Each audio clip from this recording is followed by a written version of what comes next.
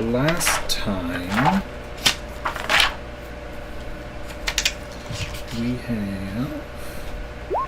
Whoops. How dare you. Late. It's March 24th. Late afternoon that went into the late night.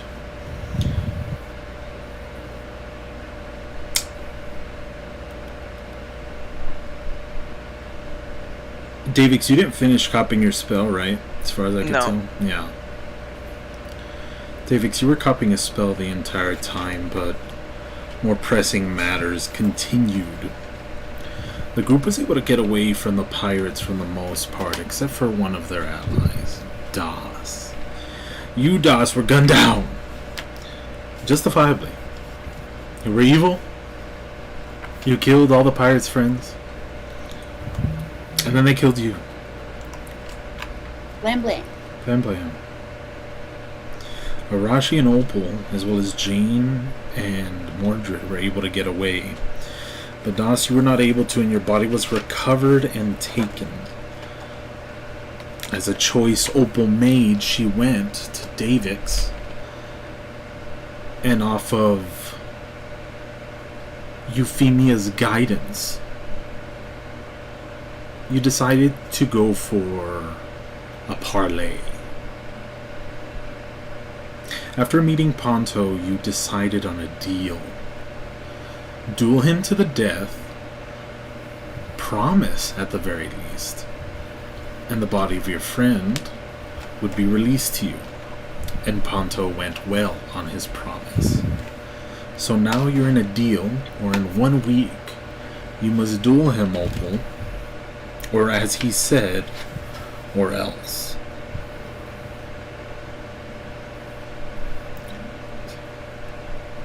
Yuffie seems to want to leave. She needs to attend to matters, especially considering that her spear is now broken.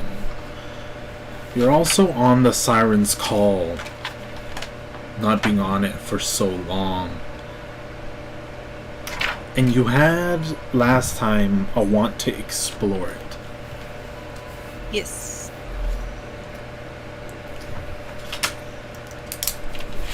And let's start there.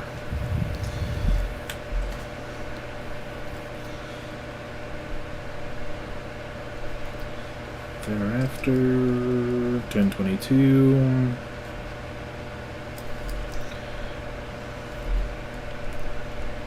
It's the late night of March 24th. And you're on the Siren's Call. What are you doing?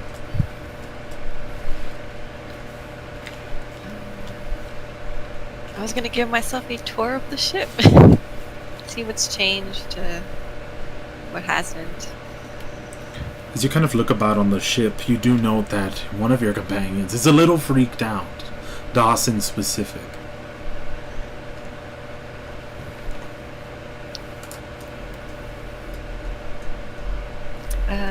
Want to take a tour of the ship with me, Dawes? And she's at this point still kind of ranting and raving to herself a little bit, but she quiets down and she looks at you.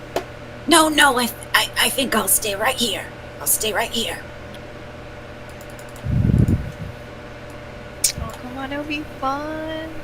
Something new to see. Different to do. And I'll remind you that she is still pretty fucked up at this point. But she gets up. Oh yeah. And she's all wobbly, but she follows you. I'll pass her a greater potion. She takes it.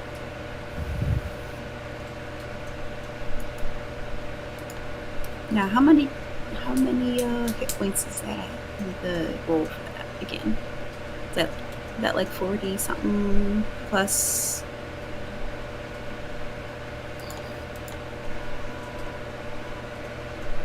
What's the roll? That's 44 plus 4, sorry.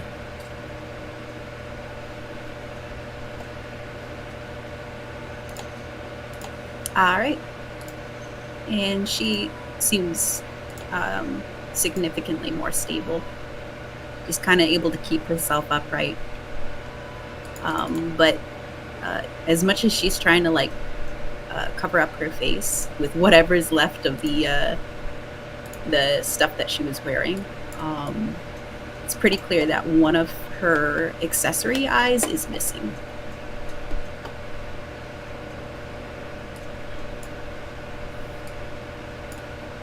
And not by means of it's just not there.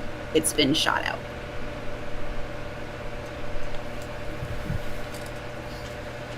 I didn't do that. George, what are you doing? So, Tor, yes? She nods and she's looking to try to follow you. Yeah. I'll start walking around, pointing at things like, oh, that's new. Oh, this is this general area kind of deal. You decide to explore the top of the Siren's Call, and looking among it, there seems to be a lot of extra battlements, different types of weapons, as well as ammunition stocked on the side, prepared for no doubt some form of fight. The Siren's Call has definitely seen better days, but the ship still stands stalwart and founded. It's still very much a powerful vessel that hosts and can host many in armament, and now it does. Upgraded with a lot of forewarned tech and a lot of different strange little doodads off the side. Though looking at everything on the top, you start to head towards the helm and find that the entrance towards the innards of the ship is blocked by two burly dudes.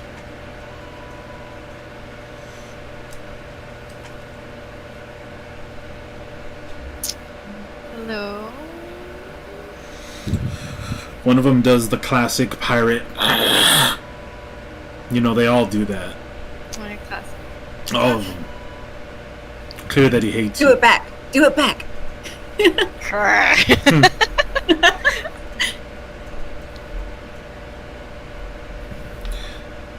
But they kind of jut towards the center, essentially saying, no, no, no. Back the fuck up. Damn it. Fine.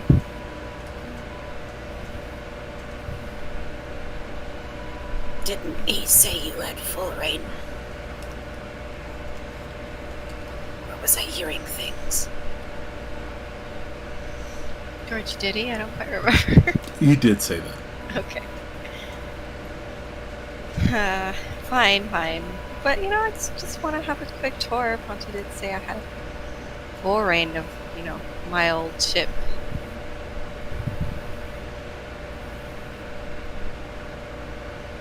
Well, then tell him that.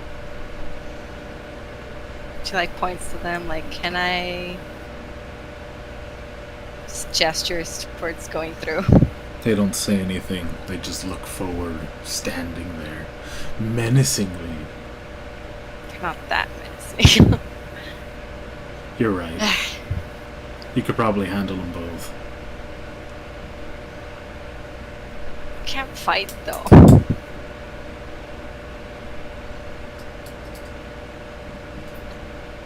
Come on.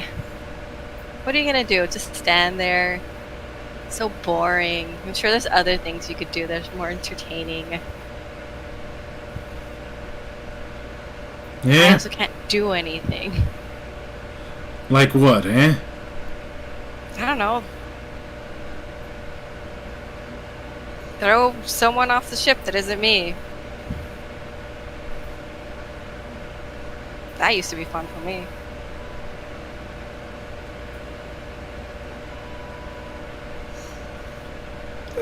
We like standing here.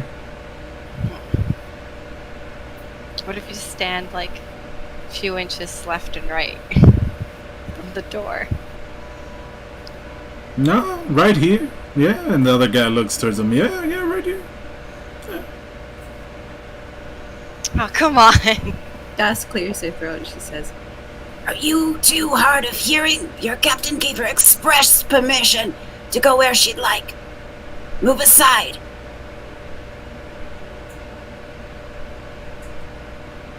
Roll persuasion. Okay.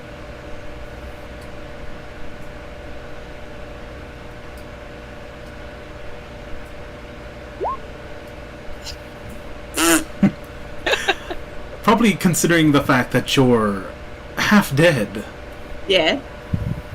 they basically laugh at your statement. It has no merit behind it. Yeah? And who's gonna tell them, eh? You?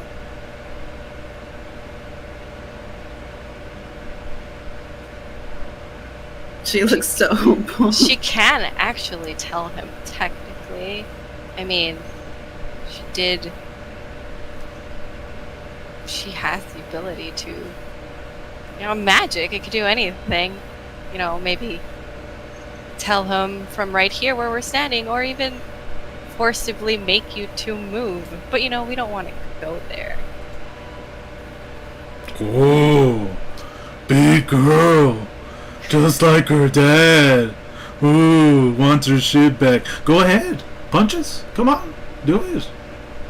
Move us out of the way.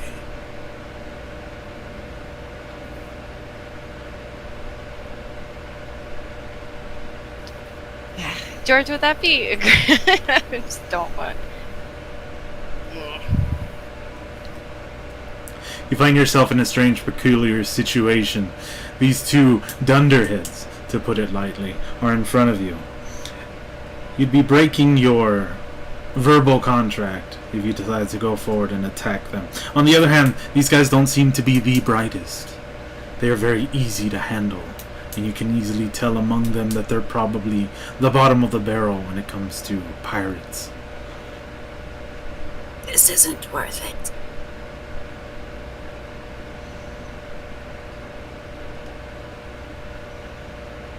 They're not going to survive long anyways. Look at how puny they are.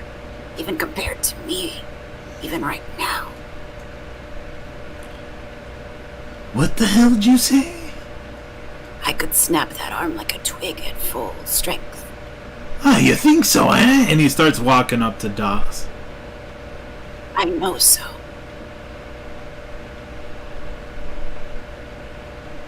No, she definitely can, but You're 2 steps from the grave, lady, and I don't mind walking you the rest of the way. I've been there already. It would be a shame if you didn't try.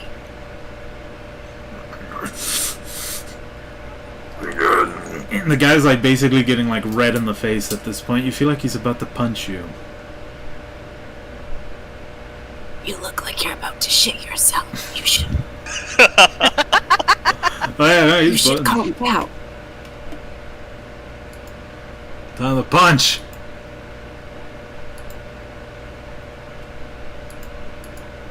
Is he gonna punch? Oh, he's gonna punch. Punch.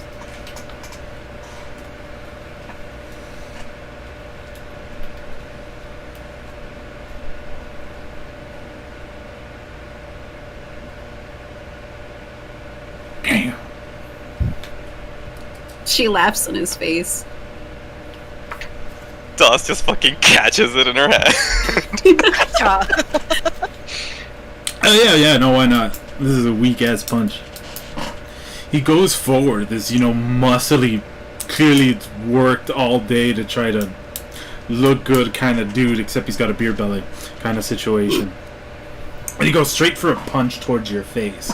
You stop it straight with your hand. A huge kind of snap as you're able to stop it, and there's almost like a how do I say it? A groan as you hold on to kind of like his gloved hand. And he's just like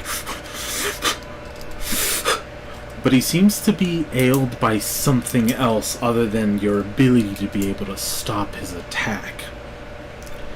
His hand starts to feel cold, Dawes. Oh, did I scare you? Or are you feeling ill?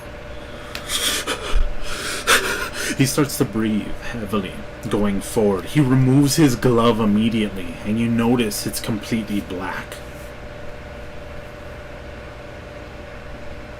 Oh, well, I've never seen that happen before. Does it look like it's spreading, or it just stayed around? starting to grow from his palm, going up his elbow, and then his shoulder.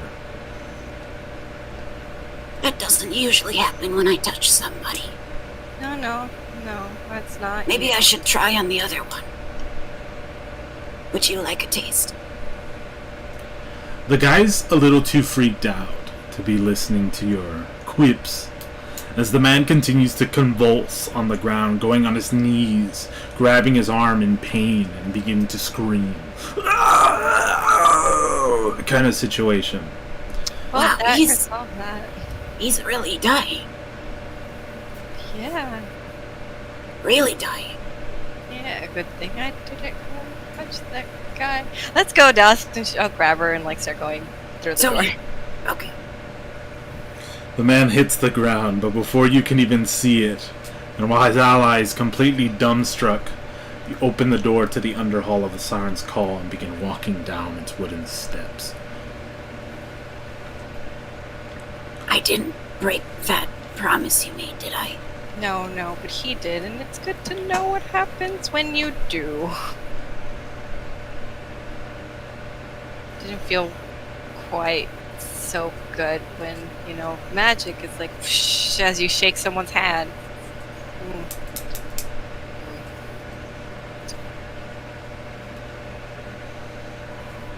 She kind of just looks around. What's it look like down there? As you kind of walk down and about, you notice that this ship is rather extravagant. Most ships tend to be very isolated and very tight in the underbowels, if you will, as it's more for space accommodations, but this almost feels like a fancy vessel, hosting stairs that are able to let 2, maybe even 3 people walk up and down its steps. You do so and find yourself in kind of like this main area. Opal, you kind of remember the rough foundations of this. Straight ahead is a corridor that'll lead you straight into the barracks, and then towards the sides will lead you towards the break rooms. More under, you'll start hitting the armaments, and even farther under, you'll hit storage.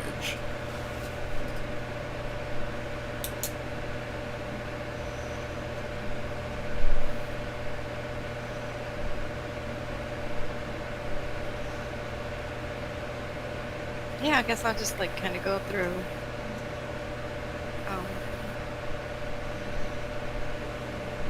All the rooms real quick. It's like a glance in. Was stealing against the promise.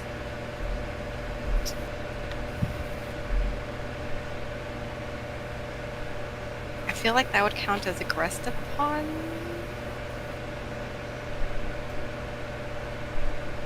Would it? Because it was mainly just attacking, right?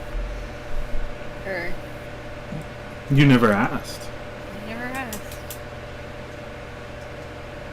Yeah, I need to ask about that, but It would be Let's- convenient if his favorite sword went missing. true. But considering I was allowed to look through here, I don't think it doesn't count under it. Yes, and you are known for your grabby hands, aren't you? So I suppose he would not leave it out so easily for you. If he's as clever as he seems.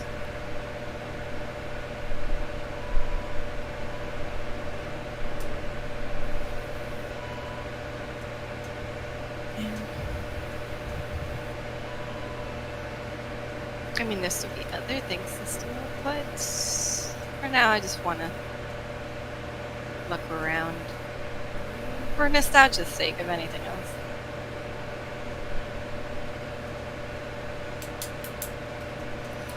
Does it look like it used to? Yes and no. I mean, even including things Ponto added to all that really nice war-worn weaponry. Still, I've been away long enough that even that's slowly changed on its own, probably. Did you grow up here? Yeah.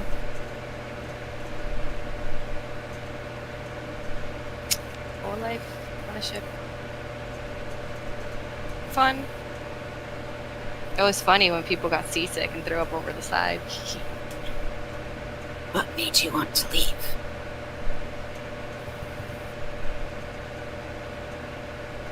You gotta leave home some point. Can't really grow your own own stash, of, not gone and out. That is true.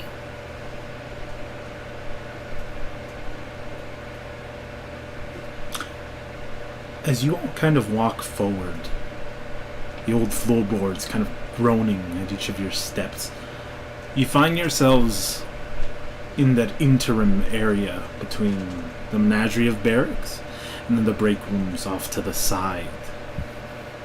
Nothing's really changed here, and you get a lot of strange faces as you pass people by.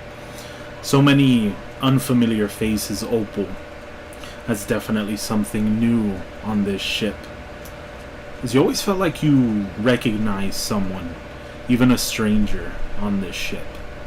There was a familiarity to each person that served on it, as if there was a kinship that never,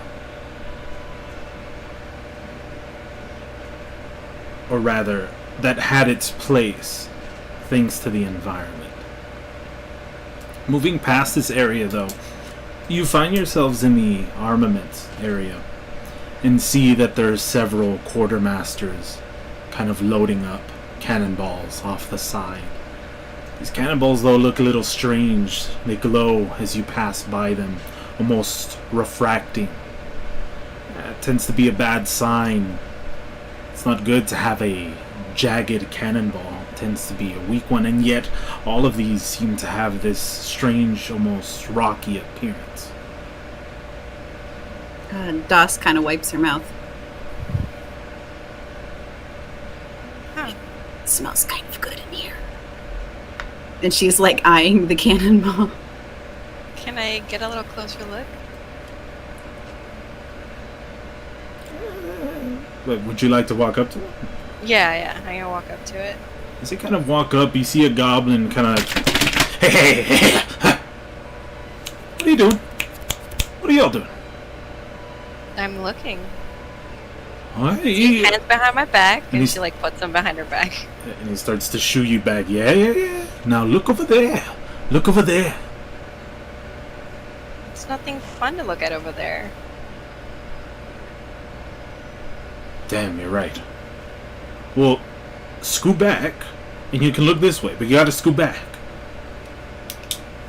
Why? I bet you got gems on you, don't you? Huh? I sadly don't. Do I? I smell it. What kind of cannonballs are those? What kind of cannonball? You really don't know. No. The finest gem-based cannonballs on this side of the sea or lake thing. And he picks one up and kind of jets it around.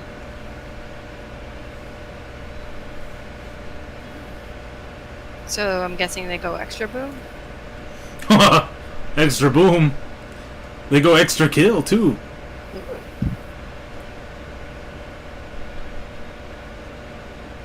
Doss, can you eat things that go boom? Not only can I, but I'd very much like to.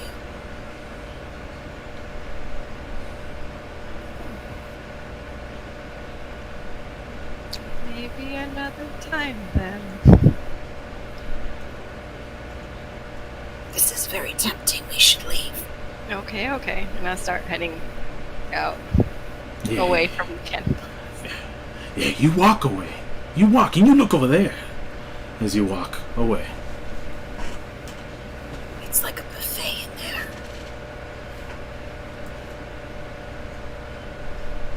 You make it back towards one side of the ship. There's a lot of areas on the side that allow for quick access for those that are very acrobatic or strong.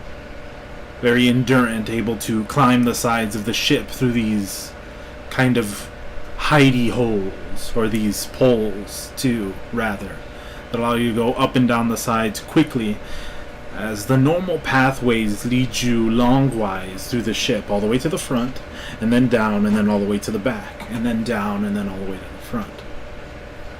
As you head towards the back of the ship, you almost get memories flooding back to you. This area is probably the most memorable to you, as you finally get towards the stairs. These stairs are on the sides of the ship, and at the center is a huge room. That room is the quarters of your dad, or rather the captain's quarters.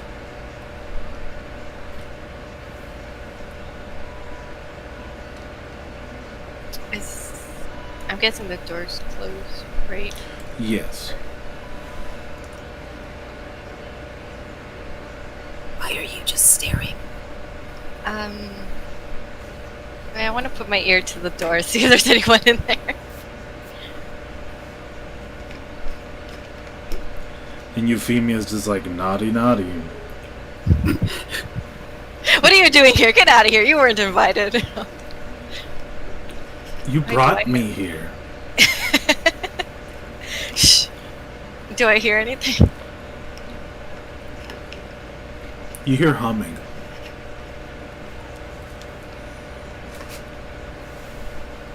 Is it familiar voice humming?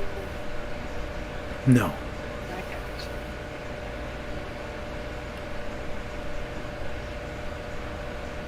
Is it a man? Is it a man? It's a man. Oh my gosh.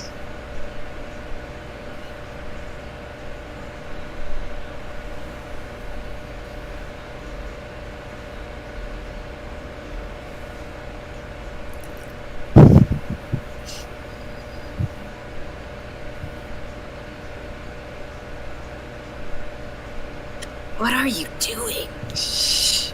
I'll knock. I'm gonna knock it like kind of softly. Come in.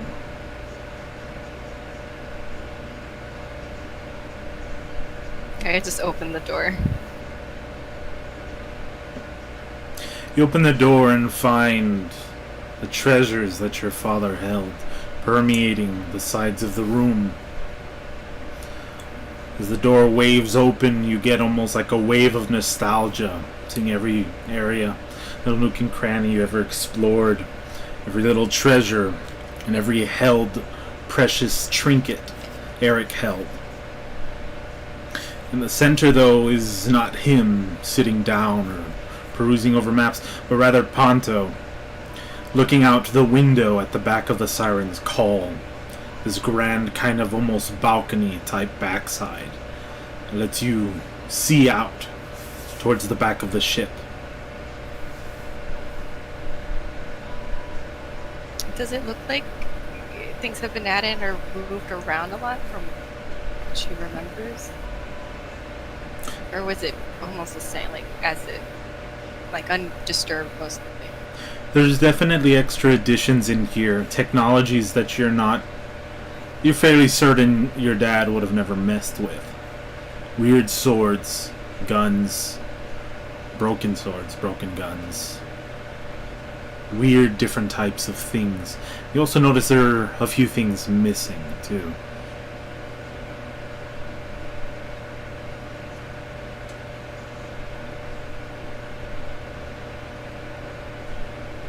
Guessing you made it yourself at home? Why not? It is my ship.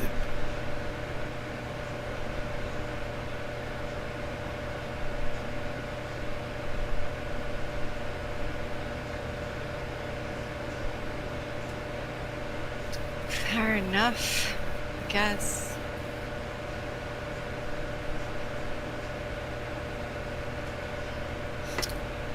I hope you find the accommodations respectable. I admire this ship.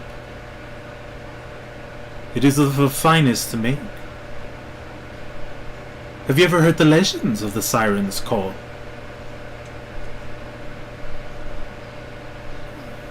Being on it, don't know if I've heard it the other way around. Fascinating. One who's practically born in this place and knows nothing. It almost describes the very state of this world, no? Living on past all these ancient empires, bringing about the next and the next type of equipment, passing them down as if they were nothing, only reusing them. This is a brand new era, no? Allowing us to delve into new depths. The legends of the Siren's Call go far and wide.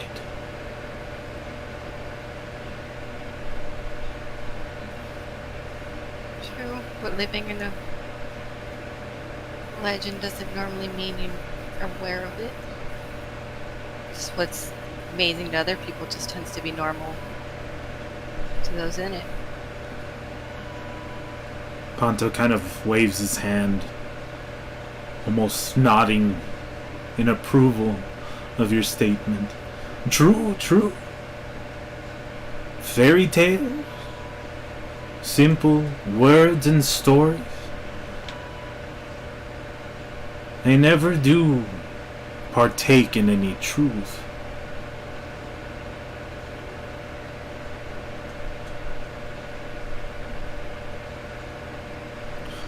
Did you need something?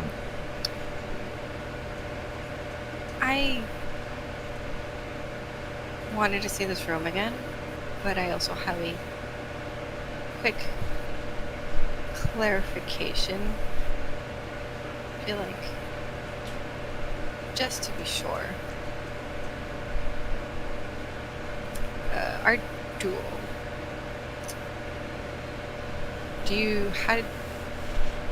Can it just be whenever, wherever? I feel like that was never cleared up. It must be at the top of this ship, exactly where I fought your father. So other than that, anytime. 1 week, Within a week. 7 days. When the moon strikes its highest point, your time will have run out. Okay. The ship. At any time within this week that I choose. When you choose. Okay. I will say I do like the additions of the big guns up front. That's all I gotta say. I agree. They have a certain character to them. As I said, a new generation leads to new trophies and trinkets. I'd like to add on to this collection. I see that you have history with this room. Would you like a moment to peruse alone? She kind of looks around. Yes, that. Yeah. As you wish.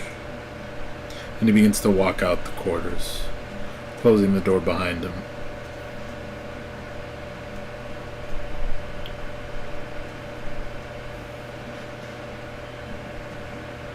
I'm gonna start looking at like all the different items that were like she remembers being specifically her dad's. You walk by the sides, following the walls along like an exhibit or museum. Your father put things almost chronologically, and yet also mixed them apart, almost according to his personality, whether he hated it or whether he loved it. Both he loved to exhibit as testaments to not only his life but the journey of his crew. There's a chronological order to it, and yet there isn't as well. To anyone, you'd follow the line and see an incoherent number of useless waste or interesting tidbits of history. But you know exactly where these items came from. because he told you every single one of their stories. And some of them you even saw him place exactly where they were. As you peruse, though, Ponto leaves the room, and Das and Yuffie, you see him do so. Das stays outside of the room. Oh, no, I know. Now he's joined Absolutely. you. Like, okay, so he's just chilling. Is he just standing there? Yeah, hands behind his back, and he's looking right at you.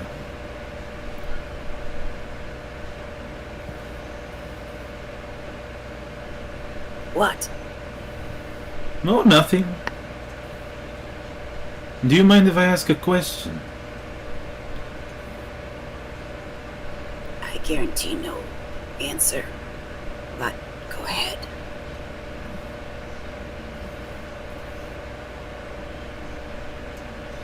Did you want to come back?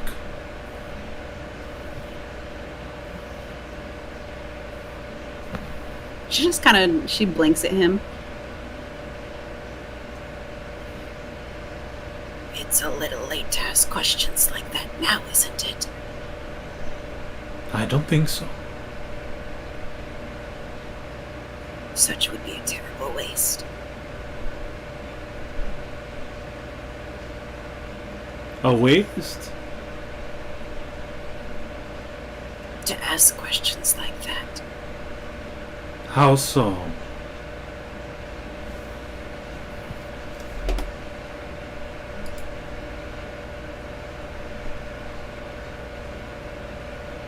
It's difficult to answer questions like that. But if this is a choice that was made on my behalf, who am I to argue?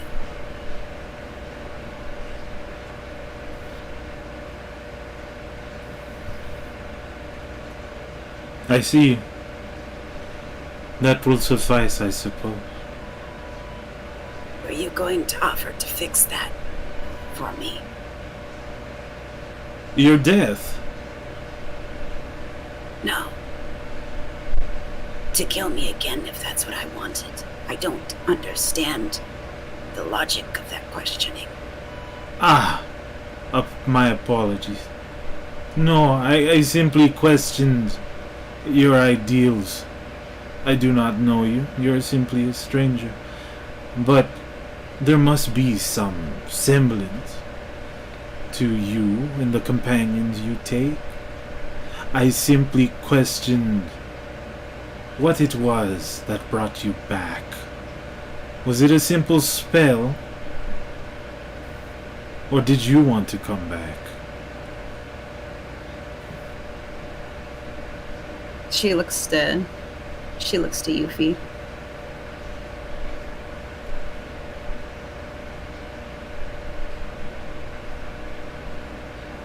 I mean, I can bring you back to life, but I can't, make you.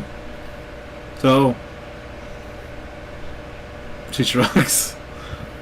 I suppose then I must have.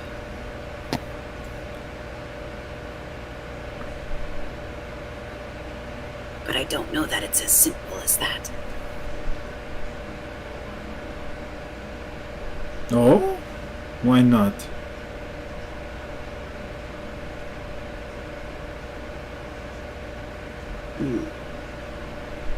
That's a good question.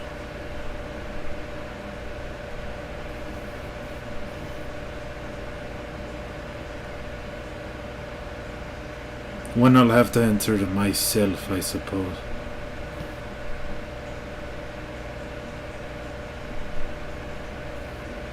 Will you want to come back after she kills you?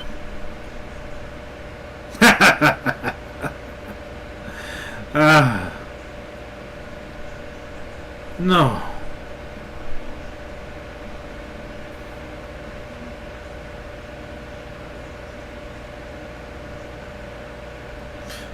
But I don't think I'd have to answer that question.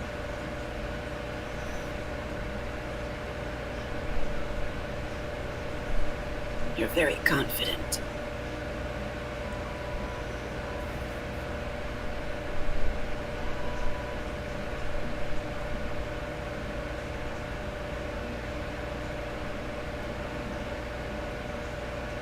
He doesn't say anything.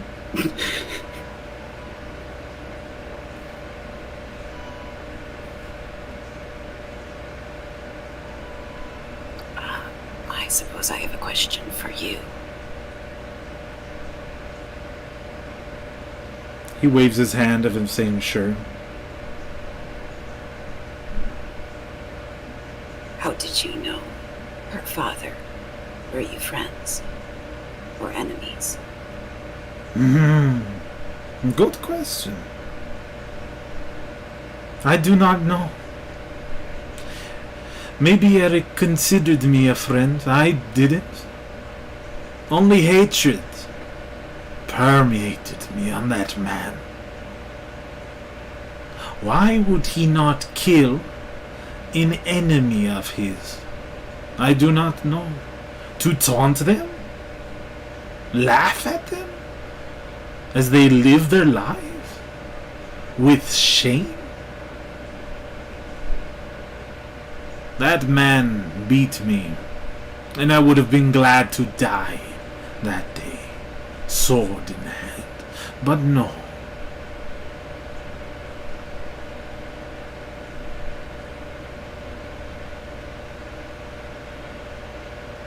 He gave me a promise that the day I kill him, that I would give him a promise in return.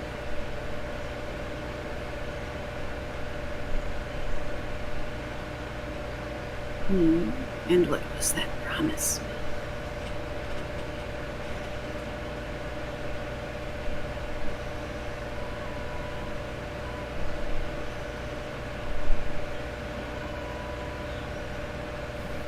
You are seeing it play out right now.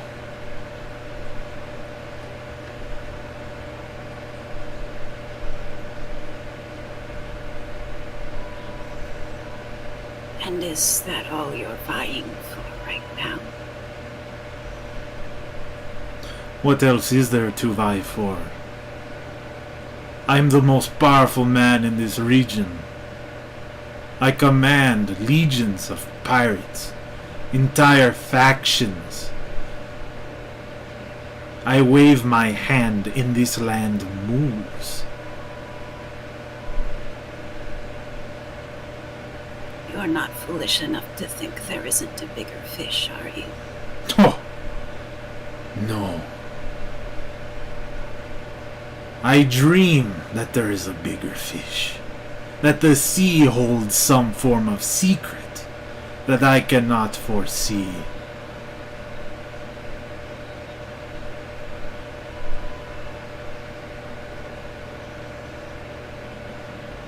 And should you never find anything more? Then I might as well have died. There are easier ways to get to that conclusion, I can assure you.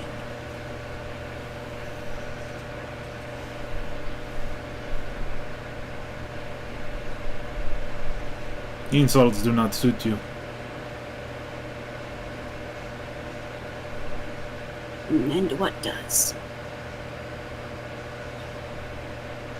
Tragedy.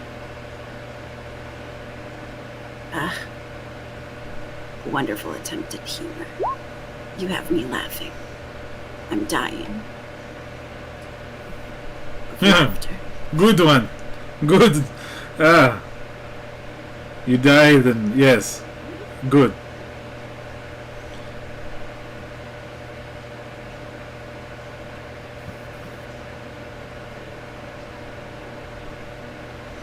Either way, moving on from this conversation, Opal, you peruse all the artifacts, different types of rapiers, swords, the key to a city that was clearly stolen, different types of treasure chests, mementos of war, as well as wages between lords. There's always a bigger fish, Anakin. Fuck you. I barely saw that.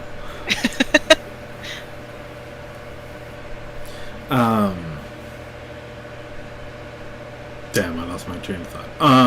Right. As you go between it, though, there's a lot of stuff that is clearly missing. Things you clearly remember. And then you realize it's very obvious. Everything with Eric's name is gone.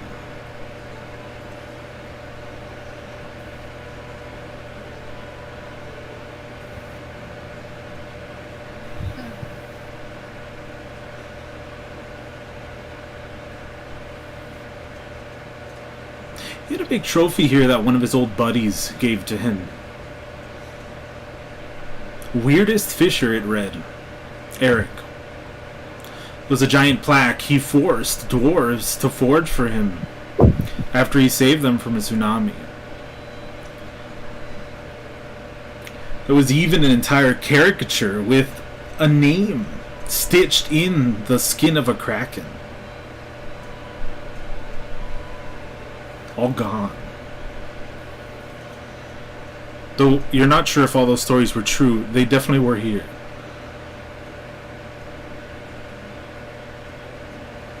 Is there anything in their place, or Random Is it- knickknacks or just space.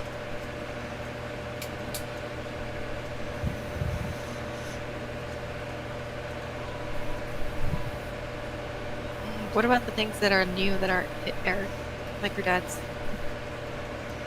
Weird glass type concoctions. They seem to be different types of rifles, pistols.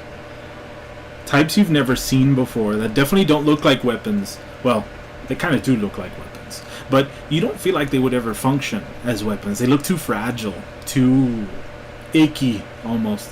You feel like they'll break into dust the moment you grip onto it. A lot of them are already broken for the most part.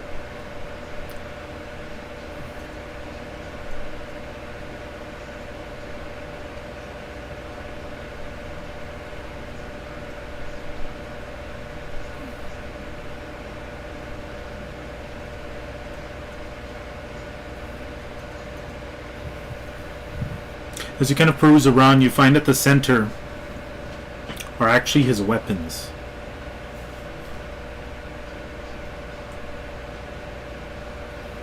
Can I inspect them a little more? Or get a gist of what they are? You look about and find what seems to be a type of saber. It's sheathed completely in a very nice kind of leather, well, sheath.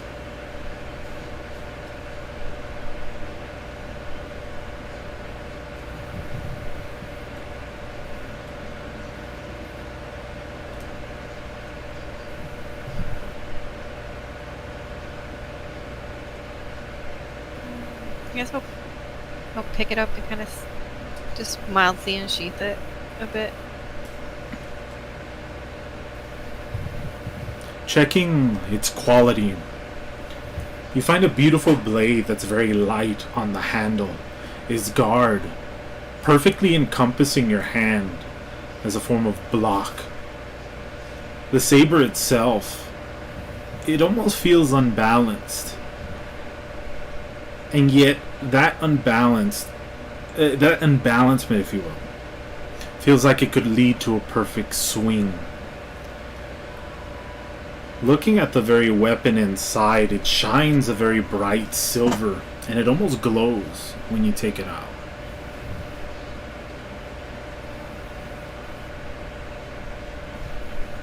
Does it look like it has a gem in it or something?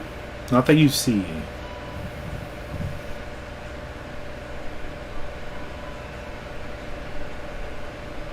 Can I try an Arcana check for funsies? Sure. Even though I'm not proficient in it. Nah. What do I have? It's a 15. The glow reminds you of different types of elvish blades that you've seen before. Without a doubt, this is a magical weapon. It has a very humanish design, but the metal itself, the sword, it radiates of some type of power.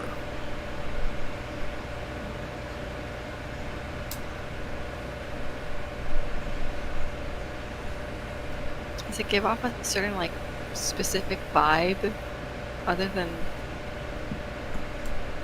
Not that you can that? sense Okay. or perceive.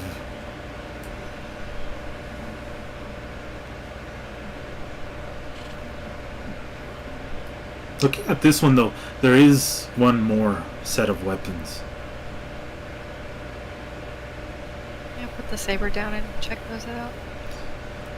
A set of pistols and a set of gauntlets.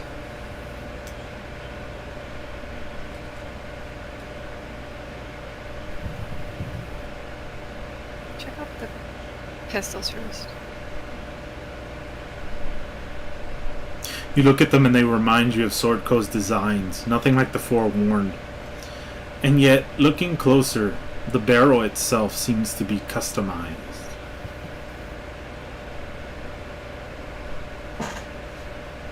Could I kind of figure out what the modification could be doing? The obvious modification is that it fires more than one bullet, it seems, hosting a triple barrel. Beyond that, the firing mechanism looks a little bit strange, unique. You haven't even seen a Forewarned weapon that fires like this.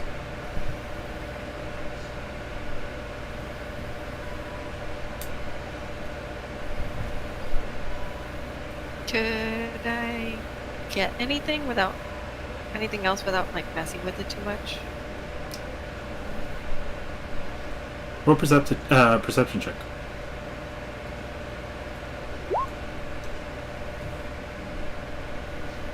You know exactly what it is.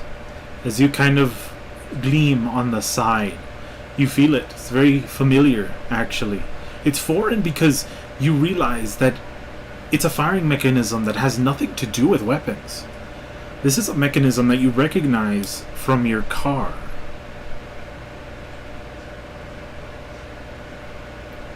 It can drive. No, I'm kidding. Technology. Technology.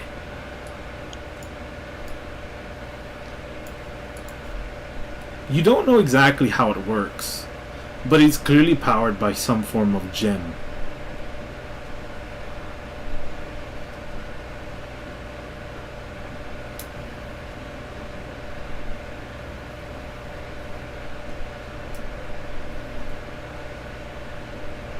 Okay.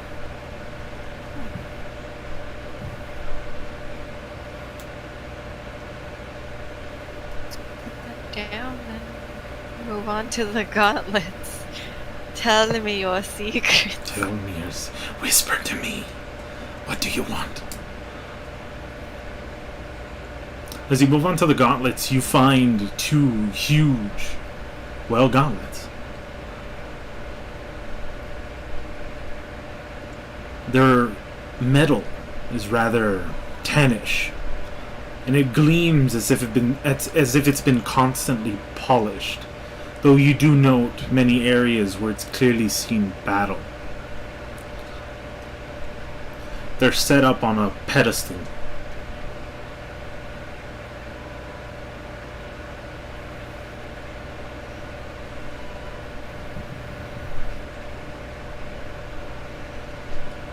So look, I can like. Do they like?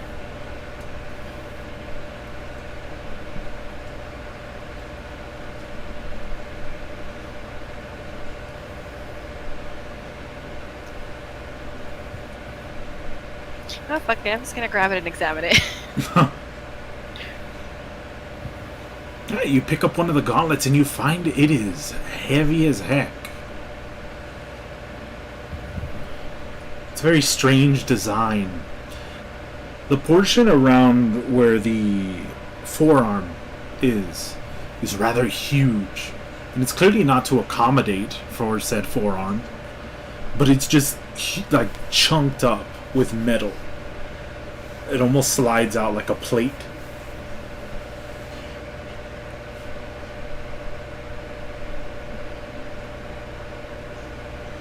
Is there like a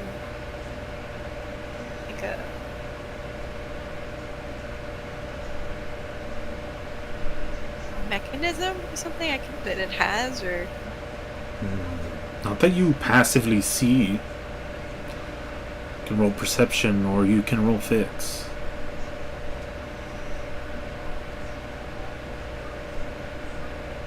it's a perception based. Oh.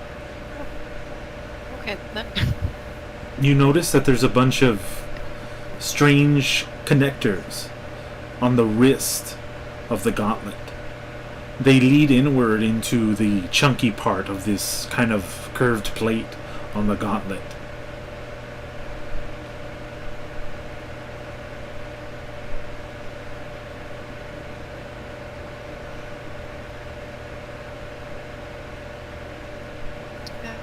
Could I tell if it's just a release or is it like a release retract?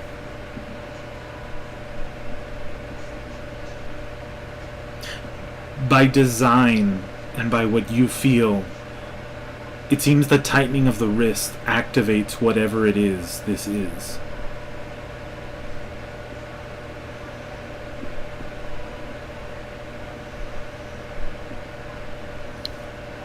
I'm gonna try to activate it.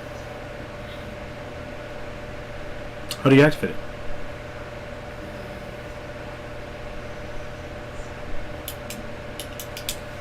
Wow, it's supposed to with the tighten the first part, right? Mm-hmm. Let's kind of mention that. You poke at it. Nothing happens.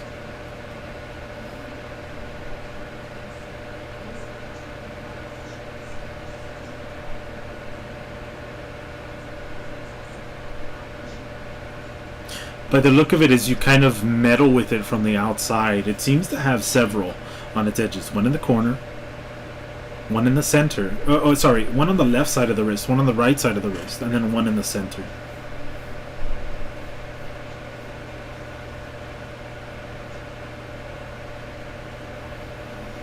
Poke it all three.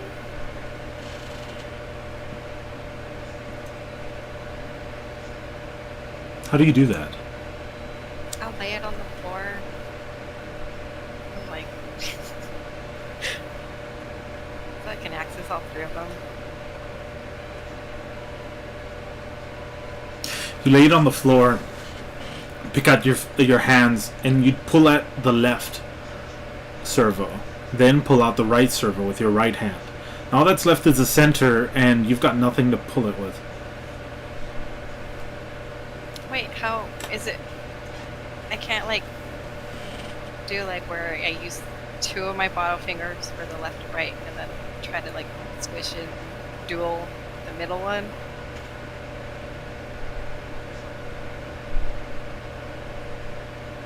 Yeah, easily. You do that, though your hand is a lot smaller than this one. You try your best to outstretch your hands, but you're able to do it, pulling the two servos on the side and then the center.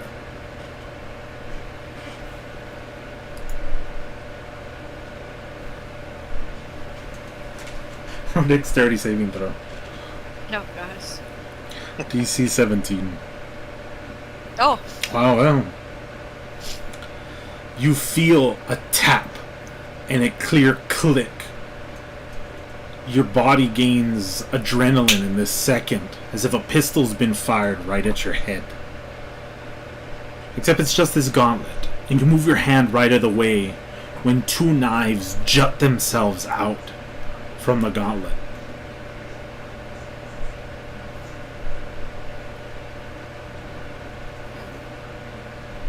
wait. So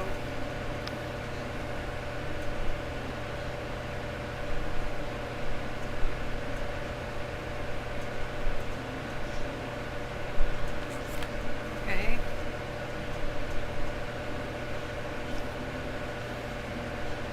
How big are the two knives? Are they like dagger sized? They're almost short sword size. Oh shit.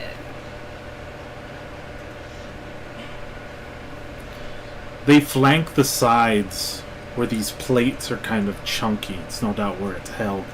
Whatever the projection system is very strong. When it came out, it created a huge thud on the ground, going. Das, you heard this from the outside, by the way. You just hear.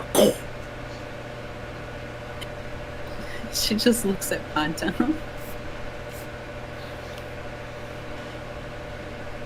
He looks back and he's like, "Ugh."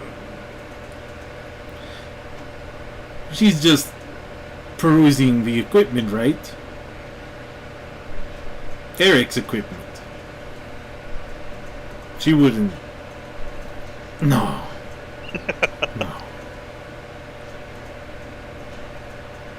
I'm surprised you let her do this in the first place. It is her home. You haven't seen how she treats her things. Why does he treat them bad? She just looks at it. Oh shit. No, Dallas, don't do this to me. I take care of my things. You killed my car.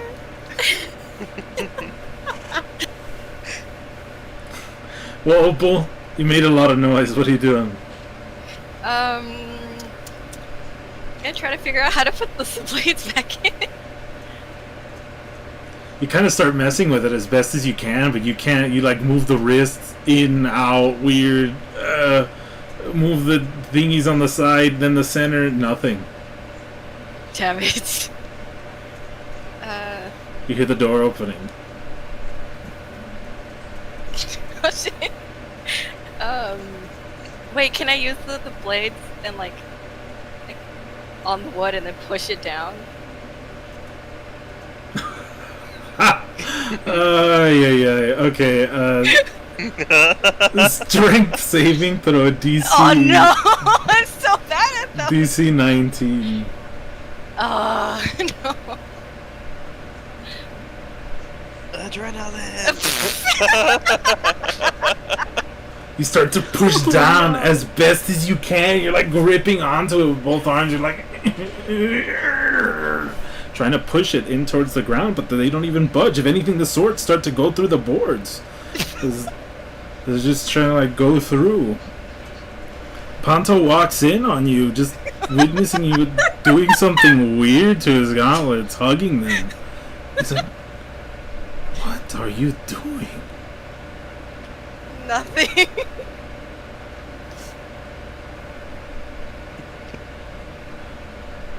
Not only do you have a company of strange allies, who are clearly more trustworthy, they were right. Madam, Look, I just got curious, okay? Madam, please let go of my gauntlet. Fine. Look, Let my it go. dad's dead. My dad's dead. Gosh. I cope. And this killed him. I've been so lonely since. I'm in mourning. This is what he would have wanted, I'm sure. Make love, not war. He grabs his gauntlet from you and just like looks at you awkwardly as he goes back to where all his equipment is. Wait, I'm gonna like watch him to see if he puts it away, like how he puts it away. He seems to be putting the gauntlet on, but he has his back towards you, his arms on his chest. Wait, I wanna see. I wanna see. I'm gonna try to sneak around to see. I just can't get in my head now. Anytime George says something, I just want to make a bad joke. Oh no. Wait, what'd you say, Ray? And then anytime you say anything in this whole situation, I'm just thinking, yeah, Opal wants Ponto. Gross. Ew. Ever since I was a kid, I've had a crush on you. As you kind of, Ew. as you try to like look around, he's like turning his back towards you. Like, what are you doing? I just want to see how it works. You put it away. Think No, cute. you've seen enough. Oh. Please, I think it's go explore the rest of the ship. I want to see. No. I want to see safety, please. Please leave. Come on. And he puts the gauntlet back on the pedestal, but the sword still kind of jut out. 'Cause damn it.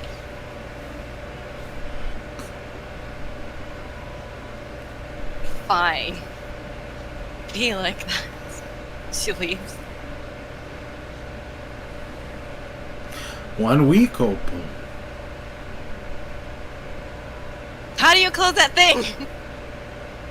You'll find out. Oh shit. She leaves.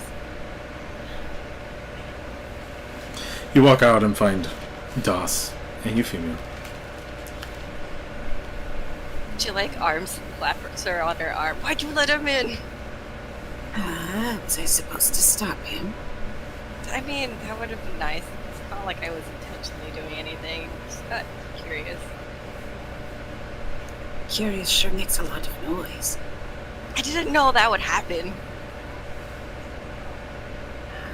Well, it is what it is, isn't it? Should we keep going, or do you want to leave yet? No, I still want to see the rest of the ship. By all means.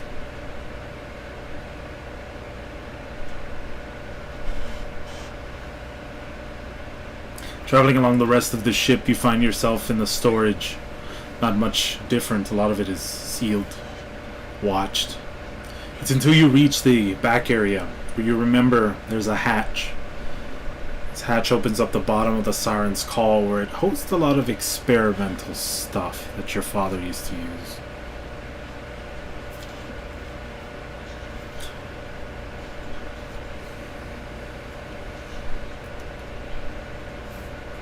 Is there anything, like, can I go in?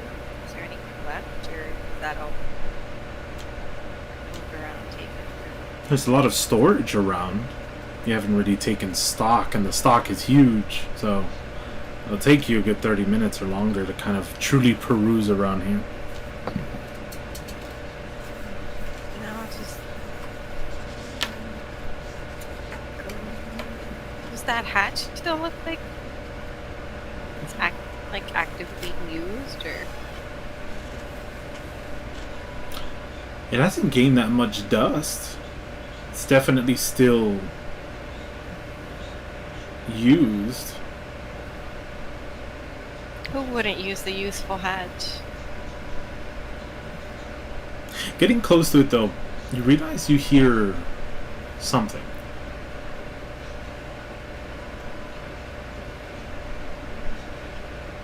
What do I hear? It's almost like a humming. And then you realize it's an instrument. Can I tell where it's coming from? It's definitely through that hatch.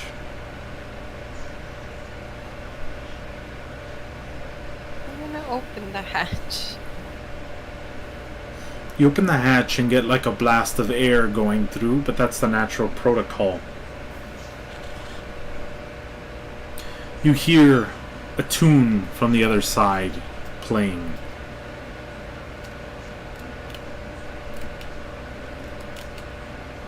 Stick my head through the hatch. Sticking your head through the hatch, you see everything inside. The strange types of ships, and submarines, as well as little doodads used to deep dive in towards lakes and seas. You also see what seems to be Felicity as well as Pablo. Pablo seems to be playing his instrument.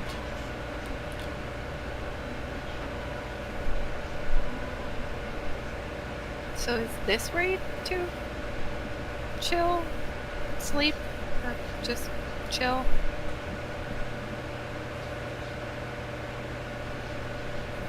Do you walk towards them and talk to them? I guess. Wait, are they far away from the hatch? Oh yeah. Oh, okay. Yeah, they're not like next to the hatch, just like looking towards the door, waiting for someone to come in. It's like, Fair enough. Yeah, I'll go in and talk to them. hey, you came to see us, right? The camera zooms in and you hear the Oblivion music play. As you Dun. cut.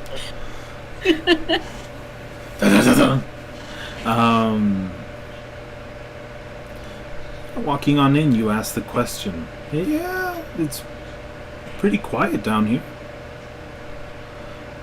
Nice, relaxing, and we get the sound of water as she points towards the little pocket of water, allowing people to dive below the siren's call.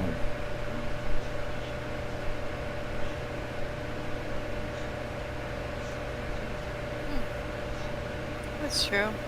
Not as much traffic here.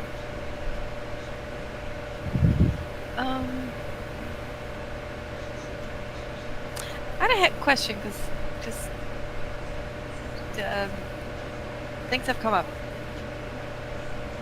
If this whole deal piece shenanigans gets broken, what happens exactly to the person that breaks it?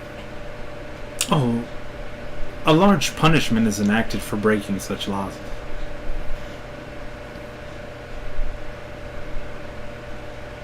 And the details include Potential death, dismemberment, permanent pain, agony. Things deserving of people who break contracts. is it like luck of the draw, or is it like offense related? We're unsure, but it is potent, we'll tell you that much. Would stealing count as aggression? Of course. Yeah.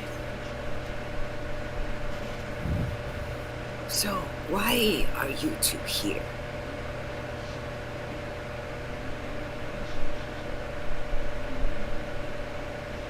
Ponto called upon the House of Rosemite to enact a neutral ground. We, of course, gladly oblige. The possibility of harboring peace and negotiations is a tenet of our house. So once this whole deal with me and Ponto's over, your job here would be done? We move on to the next, and the next, and the next. Are you paid for this? Of course.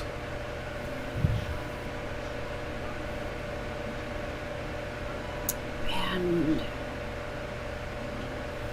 why do I did encounter a man dying for transgressing this promise. Do you think that is a fair punishment? Of course. All of you agreed to this contract. And so did he. But was the punishment also agreed upon? Of course. Death? A possible death, they said. Curious. A promise is very deep, madam. It is something that should not be broken.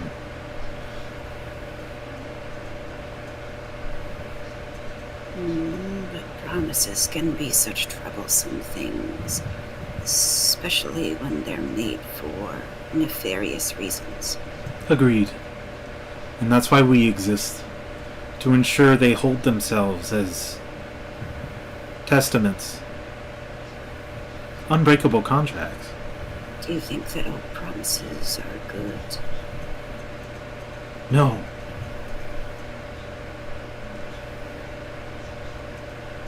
And is it good that you stand by? Or is it simply honesty? We harbor order in the face of potential chaos. Peace in the face of war. It's hard to say whether or not our motives or whether or not our mission will ever have fruition. That could be said about many things. What I can say is less people die when we do our job.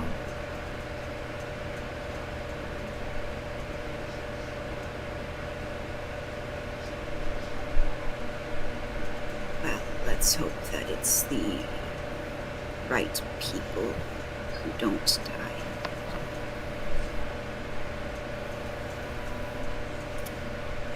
That note, how would this whole deal thing work with my deal with Ponto? Like, when do I officially start the duel? When I just yell duel, or Both of you agreed to fight each other, one-on-one. Contractually, do I say duel? that is allowed. And then he's like duel. If that's what you wish for the start of the battle to be, that's how it may be.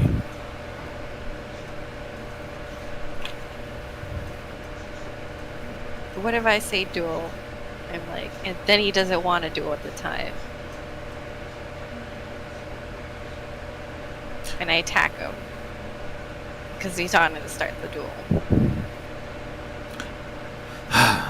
Felicity goes towards Pablo and pats him on the back. Pablo laughs and then pushes to her what seems to be a long scroll. She juts out the scroll and then looks at the very bottom.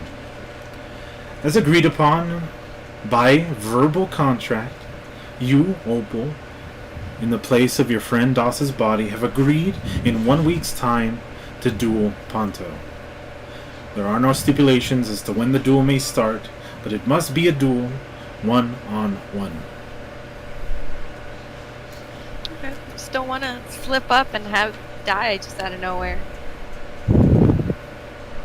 Ponto has clearly stated, and it is noted in our contract, that this may be enacted from you in 1 week's time, at any time. So it is, in fact, you, madam, that have full right to choose when this battle to the death begins. I'm sure you recognize that there are possible loopholes to this verbal contract, such as would it be a breach of the contract to say that they could receive some sort of prior assistance, or would that be considered a failure on the part of one-on-one? Exactly. So is that a no to pre-buffs? Yes. Especially if it comes from another party or entity.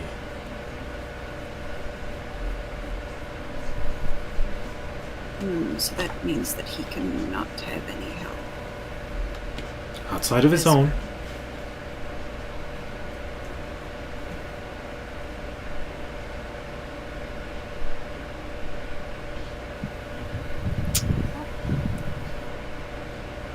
So if she were given a weapon before this battle, then would she be able to use it without it to be considered a assistance of someone else?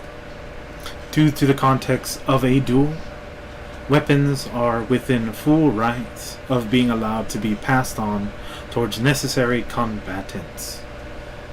For they require the strength and or expertise of said wielder to use them, and therefore there is no assistance being made. Interesting.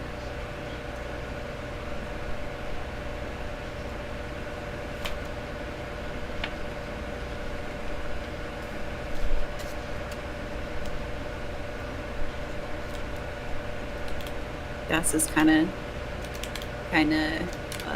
teetering a little bit. Are we going to leave soon? Yeah. Sorry. And I'd start like going back. Well, thanks for answering the questions. Bye. Best of luck.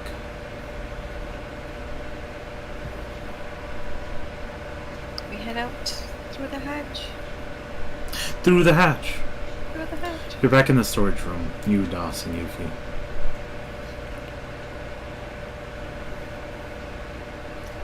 Yeah, I guess we'll head back up.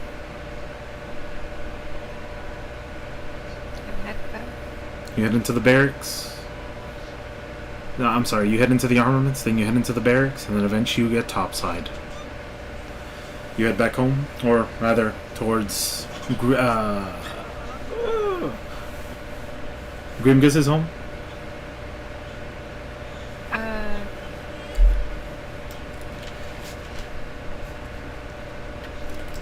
Wait. Yeah. actually, when we have time, we can head over to see if we can pick up. Wait, Dos, can you have another person?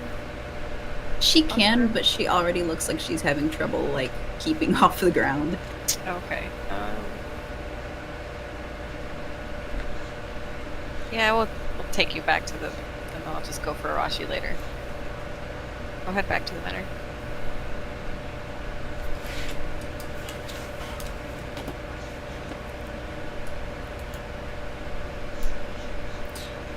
You get on your board, and Doss, of course, gets on her broom. Yuffie hops on the board with you, and you all begin to head off in towards the night.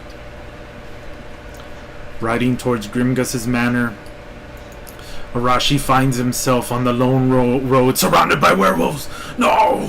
Arashi! Good though.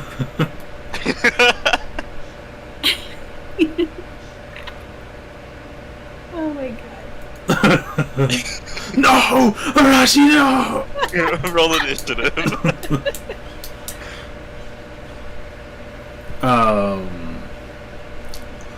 You eventually see Mordred and Jane. Both of them seem to be very cold. Bless. There we go. Bless you.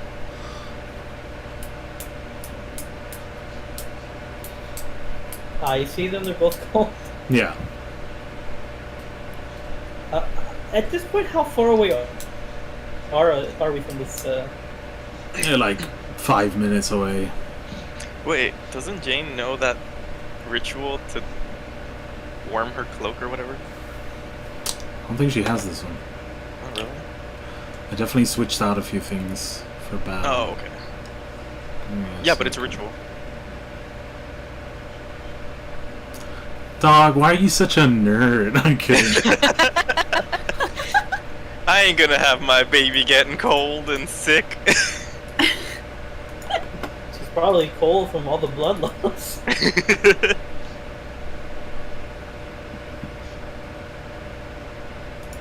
Is it? Oh, it is a ritual.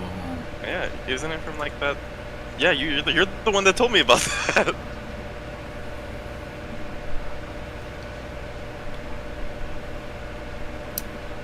You dingus. Yeah, I know, Mordred's all cold, but Jane's A-okay. Yeah, Jane. Yeah, dude.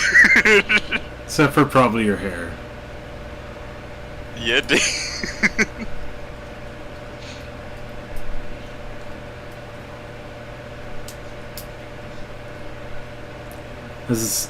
They kind of creep up. You're all kind of crossroads going down 5 minutes away from the manor. Mordred just kind of looks your way. Hey, Arashi, you made it, buddy. How do they look? Besides, I guess did she do her ritual? You notice she seems pretty comfy. Her cloak seems to be radiating a slight light. Beyond that, her hair is kind of like dripped down. Fiery stick. Yeah. He's like, and he starts like, like putting it on his back, and then putting it on the front. Then his back's on fire, and he's like, no, no, Too hot. Too hot. the temptation. How close to put it to my face. But eventually you all get into the manor. You see Opal go down with her airboard, with Euphemia, and then right behind Doss on her broom. David's, everyone arrives.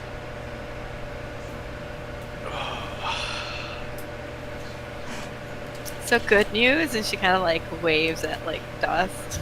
And Dawes is like she's kind of pulled over some spare linen over her face. She's just kind of holding it there, just like looking away, like don't look at me, don't look at me, don't. Look. Yeah, Yuffie pats Doss right on the back, like, oh, don't worry, we'll get you patched right back up. Don't worry.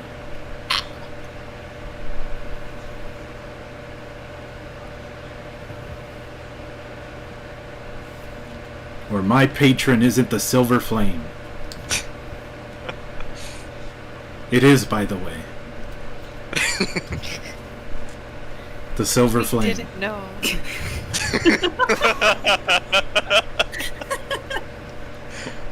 Did I say that loud enough? Did you guys hear me? Who was the patron again?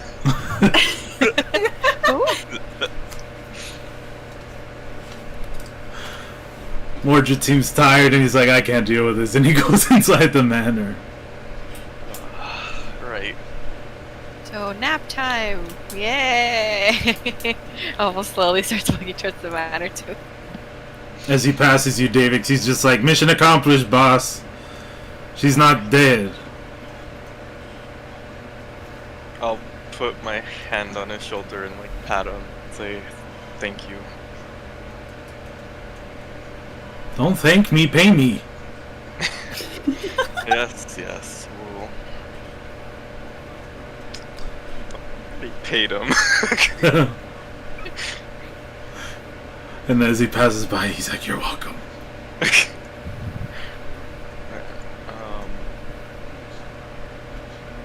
Yeah, wait, okay, so Mordred and Opal already passed in, right?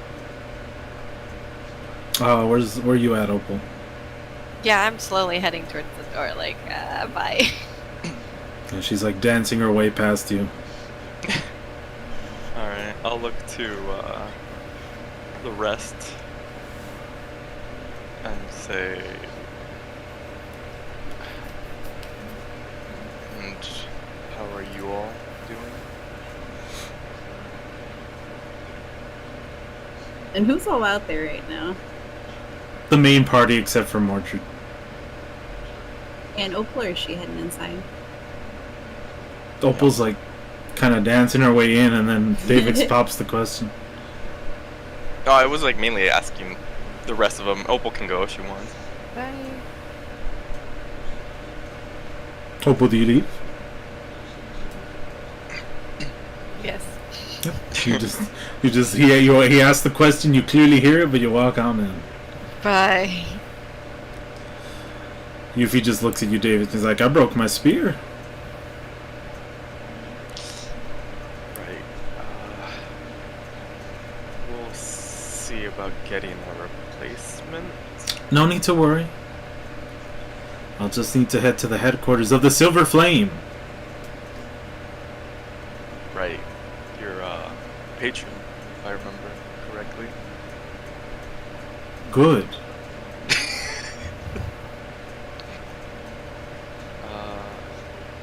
I take it you'll head out first thing in the morning. First thing now. Oh.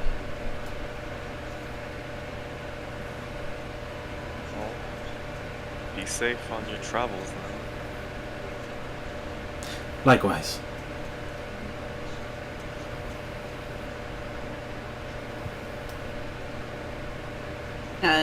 Dust kind of pokes her. Yuffie? Yes. She looks towards you. Thank you.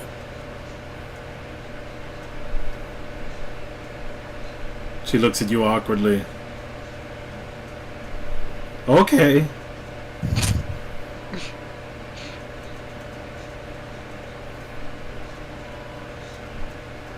Do you want to hear about the Silver Flame? She walks inside.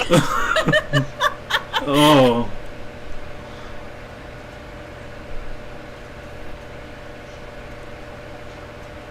Good luck, everybody. she walks towards Purge.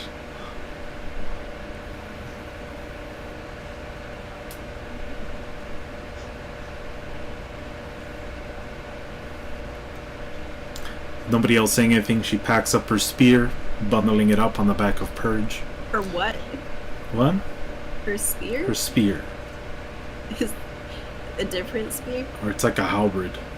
Oh, okay. So I thought it was like the same spear. Yeah, the broken one. Oh, she still has it. I thought it disappeared. No. It just broke. She broke it in half. Oh, damn. Okay. Bundles it up on the back of Purge, gets on, waves you all down, and begins to ride north.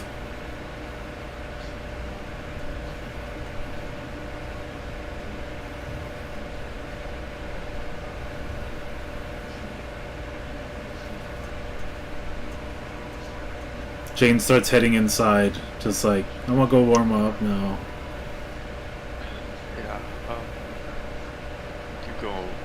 I guess. Okay. And she heads in.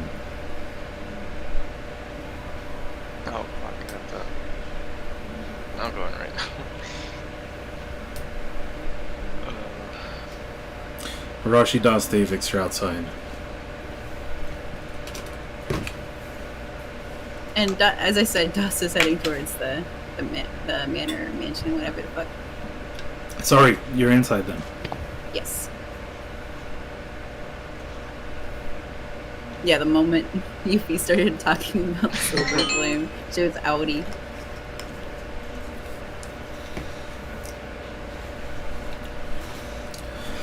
Arashi, you doing anything?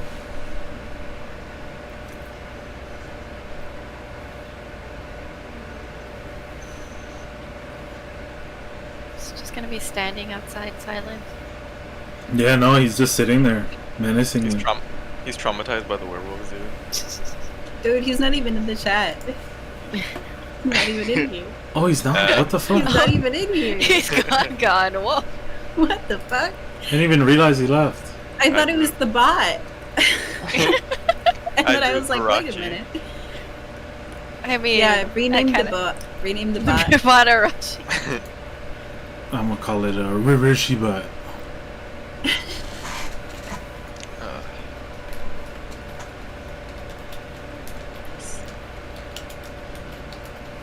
I mean, I guess in that case, I'll just bring Arashi along, and I'll do a quick spell burn to get us into the Tower of Power.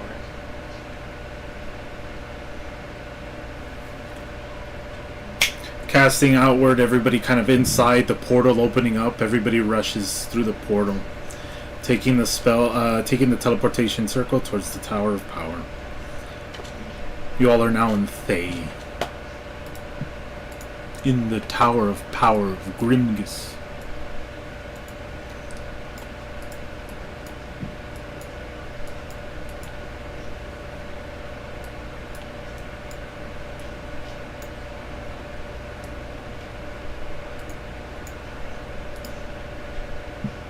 What are you doing?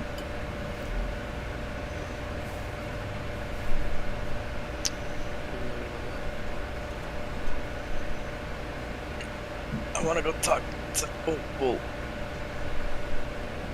As everyone What? kind of heads on in, Opal's probably like the first one or the farthest one out with Mordred. Grimgis is forward and he's like, yes! Customers! Aw, my thing broke. Hello? There we go. Hello? Hello? Hello. Great. Hello? It's just like, hey, aw, you're back, Ray. Dude, my internet's up. Oh, what the fuck? Yeah, it's an outage until 11. Gross. Yeah, I Until know. 11? Yeah, supposedly, right? Well, normally it's normally done within like 30 minutes to an hour, but usually they'll just be like, "Oh, it's an outage report," and so they'll give it like a time frame of 2 to 3 hours. Well, shit, man. So we'll see. So I'll be on my phone. Go for it. Yeah, Grimgis kind of goes forward, kind of clasping his hands. So you guys want rooms? For gold? Thought we got rooms for free. Damn it, you remember. Why would I forget that? Go to your rooms. You're not my dad. She was. A word. She's still moving forward, but still slower. But slower now. Yep, and now Mordred's trying to go up too, but you're getting in his way, and he's got the flame tongue. Now he's trying to like, he's almost like pretending to almost swing it at you. Like, get away! Get away and go in my room! I'm gonna heat up with this Stop thing! swinging that around. He's not afraid to use this. Dangerous. I'm a human, I know how to use fire! Sure. Say humans know how to use fire. That's so huge. That's totally accurate. I know what you think of us. No one knows how to use fire properly. Yeah, I thought so. Now we hear it come out. And he starts walking up.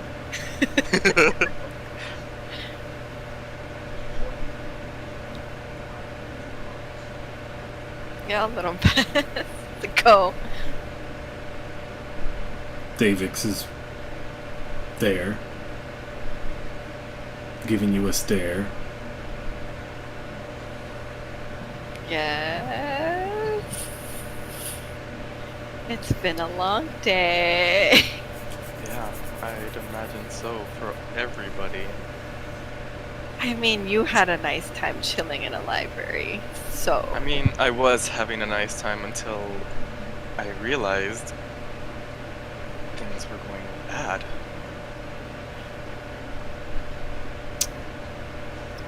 On what was supposed to be a simple outing.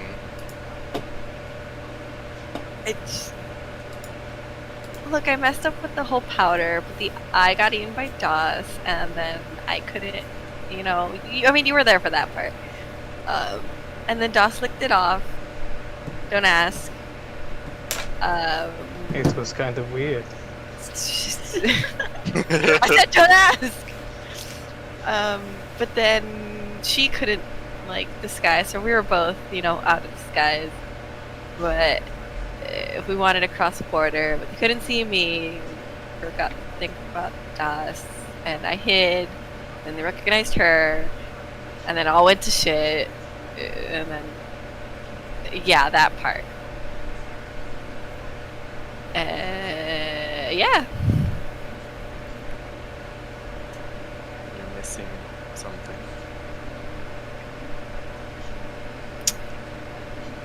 Did Doss die? I was quite aware of that.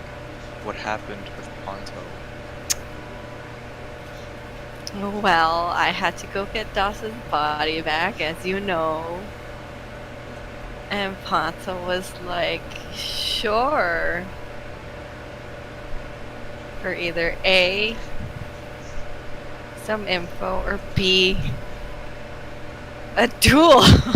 Guess which one happened?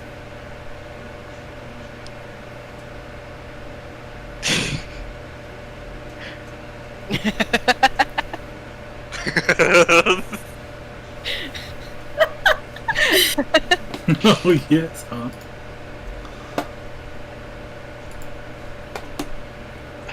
Alright. Wait, you didn't guess. I mean, doubt you'd have any information valuable to him. Rude. But yes, but I did learn something. Which was? What everyone was looking for. It was an opal, apparently. Like, legendary proportions. So there's that. Oh, bad. What a liar. You said 11. I know, what are you doing here? Get out.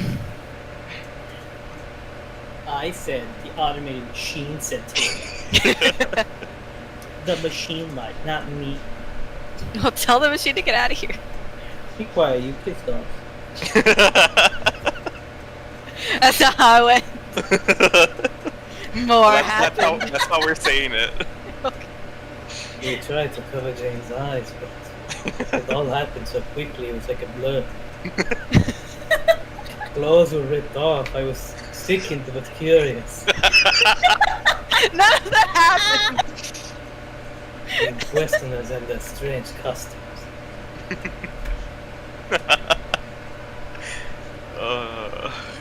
God. Okay. What was the last thing you said? The info about they're looking for an opal. No. I mean, I offered to maybe help him look, but he was like, yeah.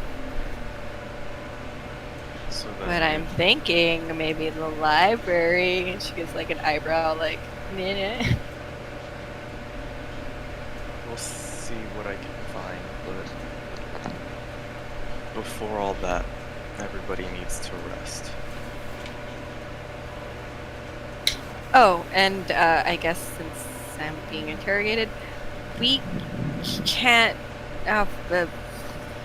fight anyone on the ship or 500 feet around it. Bad things will happen. We saw it. It's not pretty. Define bad things. Well, this guy tried to punch Dawes, and his arm turned black, and he was yelling in pain. We asked about it. Death is a possibility. So you know. And what exactly is the source of this? Remember those cloak people, the rose mites or something, right? Yeah. Yeah. Them. They do like peace pact magic. She kind of like jazz hands. Peace pact magic. Can I arcana or history about that? DC 25. Oh, which one? Both. Both? Yeah. Fuck. Well. Just Nope. Secret magic. Secret. As you try to think of anything, things start to kind of like come up. There's some ancient maybe weapons out there that could possibly do that, but over such a grand radius doesn't seem right. You also think of other spells that could have possibly been enacted for some type of neutral ground, but it sounds a little too powerful, and there's no requirements of such powerful magics. These tend to be very apparent, very noticeable, and she hasn't described any like that. Maybe that's another thing we can look up at the library then. I mean, look, all I know is that I'm not allowed. Well, me and you guys, technically. That's shake for everyone. Yeah. So no violent acts on With the exception of the duel. on or 500 feet. Yes. What is 500 feet really?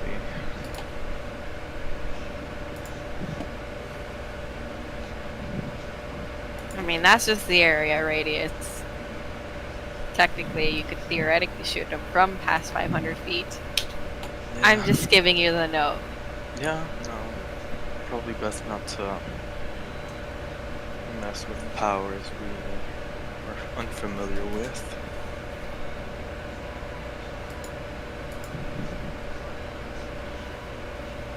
Anything else you're leaving out?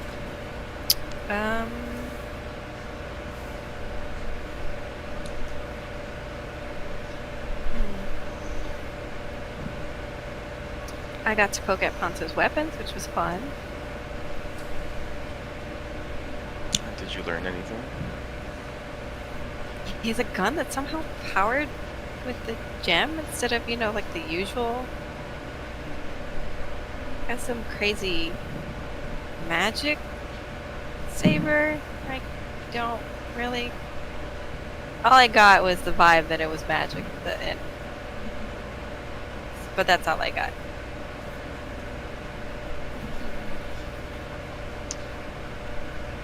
Might be similar to that sniper that tried to do us in a while back.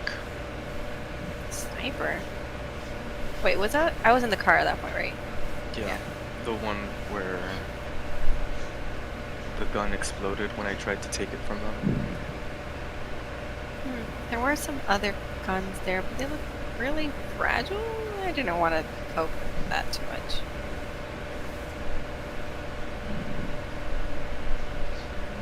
Seems to be all connected then. Wait, George, when I activated the gauntlet, was that shock she got, like, mechanical or magical? Mechanical. Okay. And it didn't hit you, it hit the ground. No. Or, like, she felt it, but... Yeah, and you made it loud. Also, he has very heavy gauntlets, which got to open, but I got caught trying to close them again. He rolls his eyes at that. I needed to know how they worked. Of course, of course.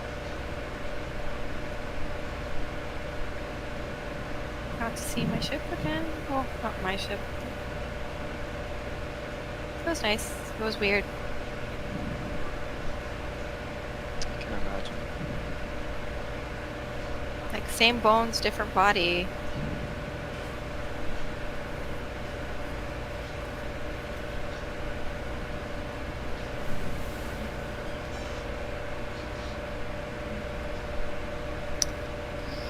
Yeah, well, that's everything. I got a week, by the way. Bye! And she runs into her room.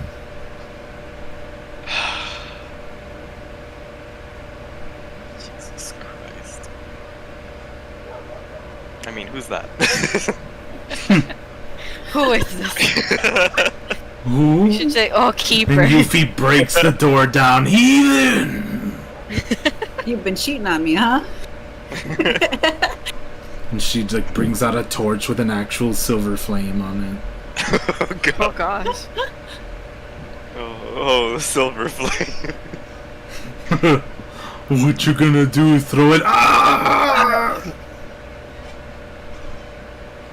Okay.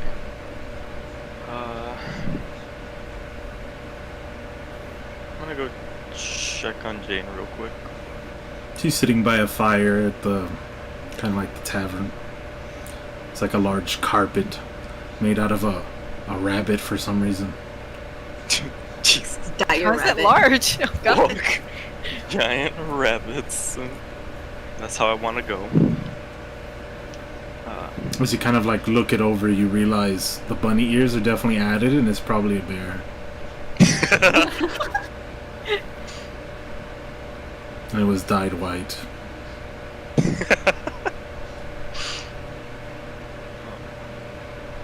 Yeah, I'll go sit next to her.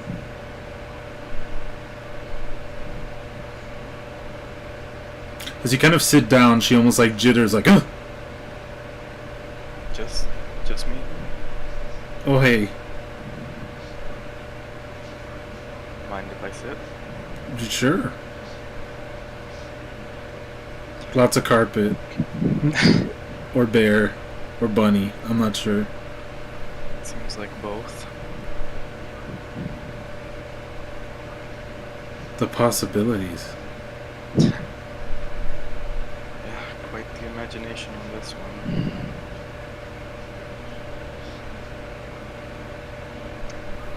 Are you doing alright? Me? Yeah. You seem a little shaken up, is all. Oh, it was just, a lot of explosions and gunfire. Stuff like that. Just, adrenaline. Yeah, I have a vague idea of what happened. What did happen?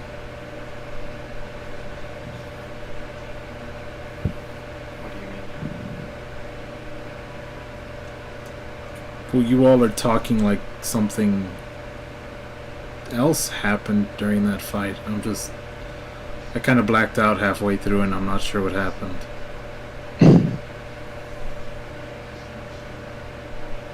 There's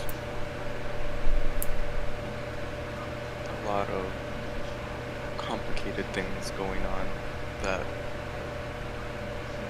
it's not really for me to say. It's something to do with Opal, obviously. But they're not my secrets to tell. Okay. So, where are we going? Well, for now, we just focus on getting some rest. Oh, okay. That's all we can really do for everybody right now.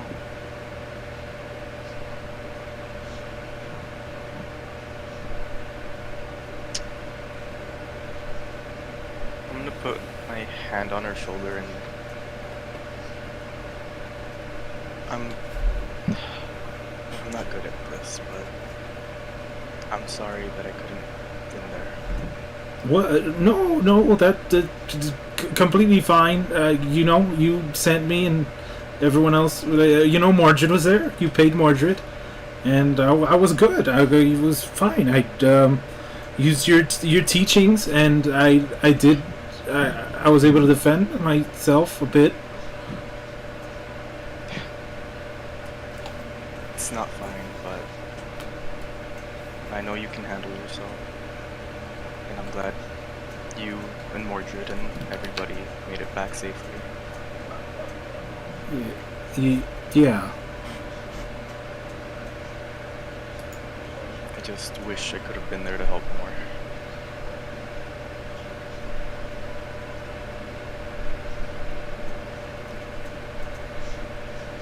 Yeah, I guess it would have gone a lot better with you there, maybe. Maybe. Or maybe you all did better.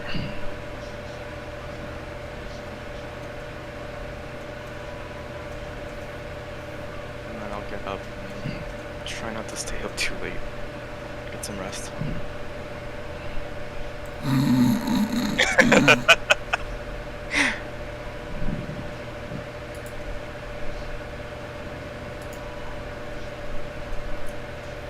Bunny bear.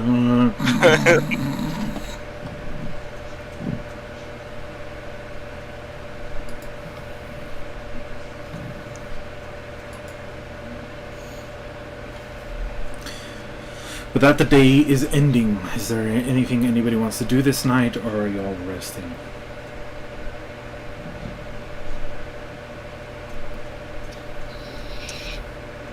I'm gonna sleep and more in my car. For a good rest.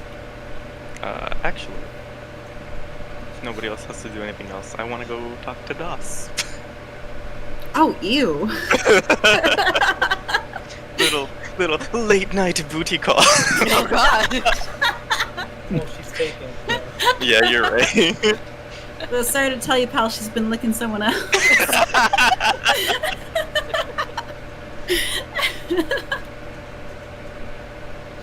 I'm done. That's been over. It's over, guys. Let's be real here. Oh What are shit, you're we- streaming. Fuck. What are we doing with ourselves? No, I'm kidding. Davix, you come up and you see Das. She's battered, to say the least. Her cloak is just torn apart by gun damage in general, and it's clear that even though she's been revived from the dead, it almost seems like she's 2 steps away from literally just being dead again. Is Grimgus still awake? Oh yeah, no, he's at the bar. He's like, I just want to make money, and that buys my soup. It doesn't even taste good. And what's it? Poor man. Actually, Doc is probably over there, trying to buy some bandages and maybe some gems from him. You wanna buy something? Yes, just some bandages. What gems have you? Oh my god. Quickly, we don't make a big deal. I just want to buy some things. I love you. Never mind. No! She's looking someone else. He starts running towards the windows and ripping off the curtains. I got your bandages. I got them right here. And he starts, trying to cut them up. I don't got the good stuff, but this is the finest elven silk you ever get. Put it on yourself. You see the GIF in meme chat? That's how she's looking at Tapix right now as he's doing this.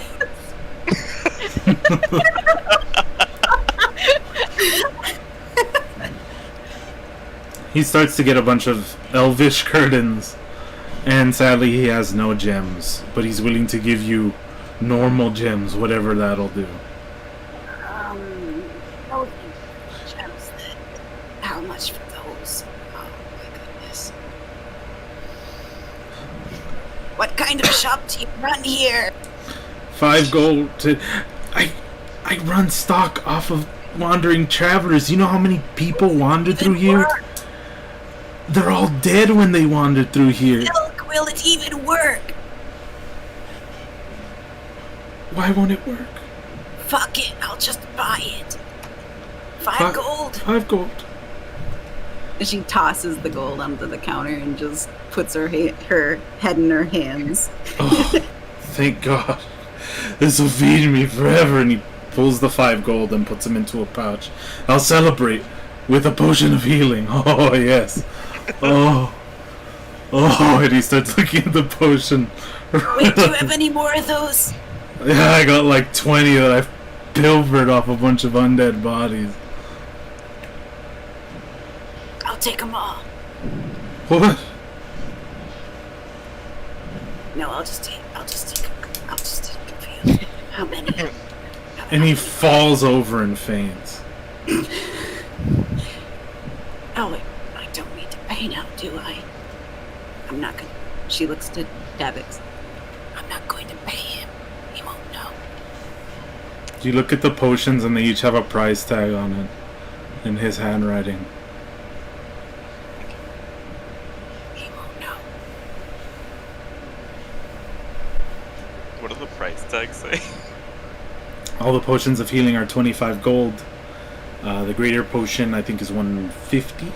Oh fuck, that's not bad.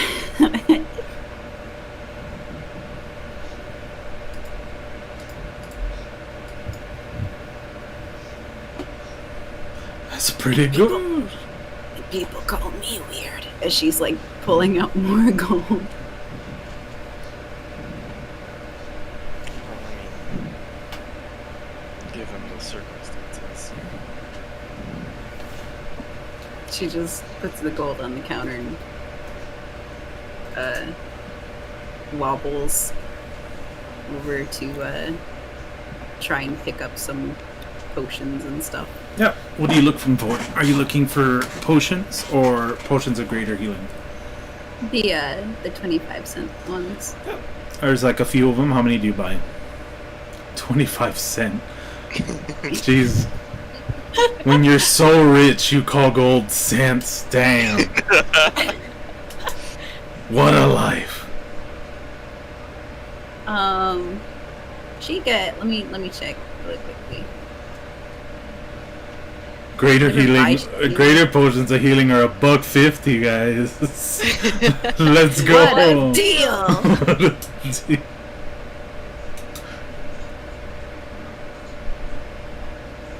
Oh yeah, we Gucci. How many are there? The small ones. There's like 10. Alright. She's gonna take them all of them. Yeah, 250 gold. She plunks it down in the form of coppers. 250 gold worth of copper? I mean, Why do you have your money all in copper? He likes to lick pennies, okay? not copper. What the fuck am I saying? What the, did I say that? Yeah. Did I say coppers? It's like, What a fucking peasant. You're that person that has Yeah. a jar of pennies and just go. What the fuck? Why did I say coppers? it's like I meant 25,000. What the fuck? Dude. I need to get off my shit really quick. 25 plat, right? Yeah. Right. She's gonna put that Plat or gold? in, No, 25 plat counts if you're paying in because it's plat. 250 gold. Yeah. Oh, okay. He pays 25 plat down, grab the potions. Eventually Grimgus will take stock.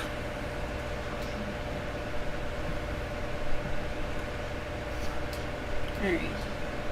And she just starts like trying to work with the oddly enough, she just kind of stores the potions away and tries to work with whatever the fuck kind of bandages he tried to make. Like, she doesn't know how to fucking deal with this odd elven fabric. Yeah, David, you see Doss kind of... Wait, do you go to your room, or are you in the... just in I'm the up still there. Yeah, I'm No, still there. I meant Doss. Oh, Oh no, she doesn't take it very far because it's probably like quite a bit of it. Yeah. And she's not gonna try to drag it up the stairs. Yeah, so you start wrapping yourself in, honestly, this very fine silk. I mean, it works. You're not sure if it'll help, but it feels nice. It's like fancy clothes, except it's all ripped up weirdly. No, she's just sitting there trying to figure out how to do it neatly and effectively, but just it's weird. Davix, you see her doing this.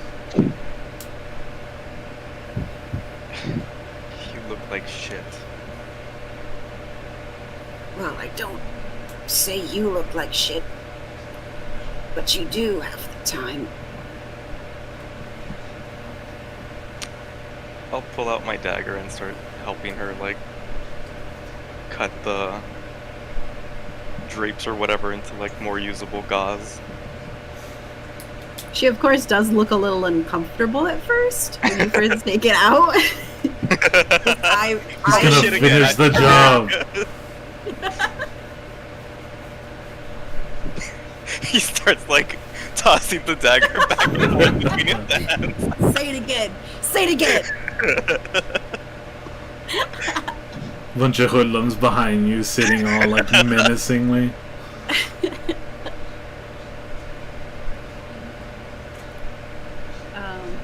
But after a moment, she seems to appreciate the help, kind of able to tie them around a little bit better. I am a doctor. MD. Do you want to roll medicine check, or you just do applying bandages?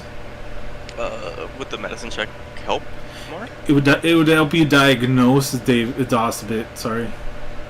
Yeah, sure. She's dead. I'm kidding. Hey. I'm calling it. Pulls out the dagger. Oh shit! I'll call that a flatline. You help DOS a bit, and luckily with this weird kind of silkish stuff, you're able to salve a lot of different types of scars and wounds that were left over from that battle. They'll no doubt heal up, and you get almost like a extra type of perception towards what DOS even is. It's very strange, but she's no doubt healing like a normal human would, as far as you see anyways. And the healing magics that Yuffie put on her are clearly functioning in the same fashion. Sometimes things just don't function that way. She's clearly not construct. She's clearly not some type of undead, so that's nice, isn't it? Either way, there's some lasting damage, though. Her strange appendages, that is, some of them have been rendered useless. Permanently damaged.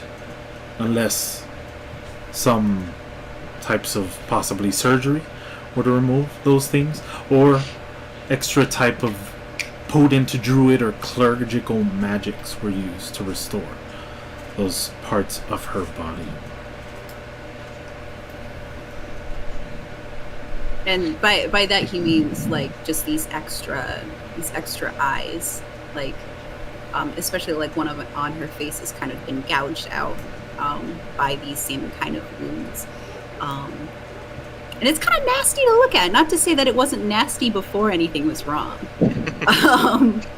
but it's definitely easier to see the nature of what her quote unquote affliction is, with the kind of like the almost chitinous skin that she has, that's kind of like a little bit like you could knock on it and it has like kind of a dull thud, as if it would be a little bit harder to pierce through. Do you study this further, Davix, or you just leave things as they are?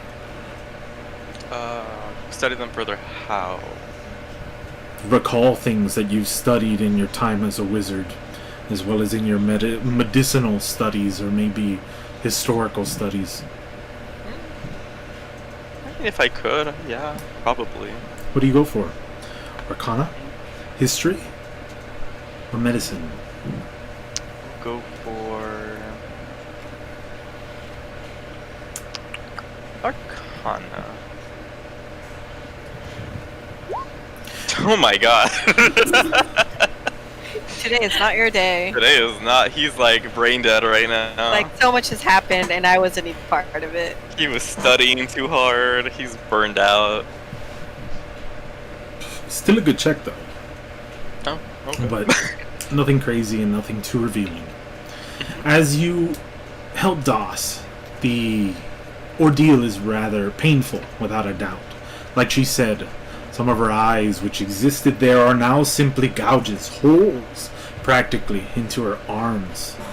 And they'll no doubt provide a environment or a infestment of infections. Luckily, with your high medicine check, you help her very well to ensure that these will heal just fine, and with an additional amount of potions, and as well as some prescribed healing, she should be completely fine. On top of that, though, you begin to study her nature through the ideas or the scope of magic, and you're a little confused by her. You've already been kind of delved into what Doss is through the strange stories and experiments that you've heard of, thanks to the Keepers, as well as different types of text you found throughout Thay, but you're still confused by what she is. Nothing in your past has ever deigned any form of existence like hers.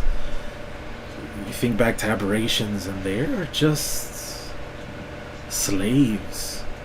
The rare few that ever exist, that have been recorded to exist with intelligence, are in itself just zealots to others' ideals, and yet Doss is very much independent, and it shows in her magic. Nothing so tied.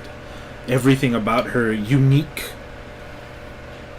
It's a mystery, to say the least. And that's all you do.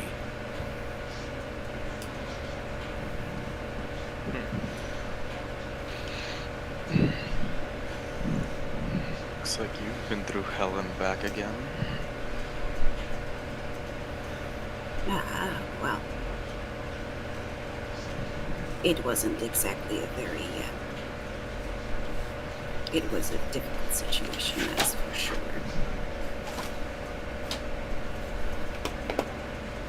Seems like.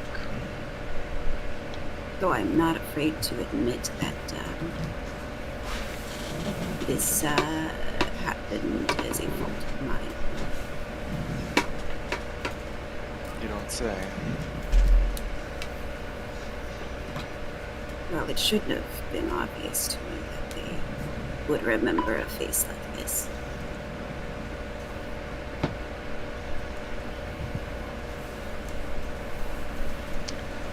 So they were the same ones from that previous ship? It could have well been. Doesn't matter. Well, it did then, but now. I suppose not. Do you think she'll win? I don't know. I don't know anything about this guy. And the more days that pass, seems I know less and less about her. It is curious, isn't it? Very. Do you know why she... You can't blame me for being surprised that I'm here.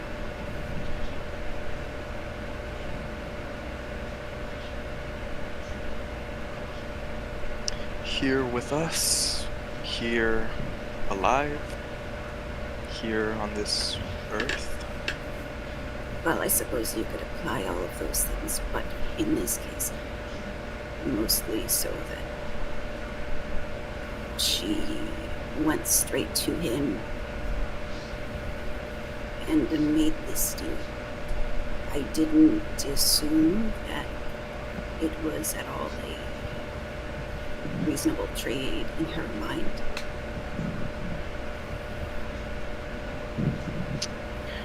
Well, when she brought forth the news of what had happened,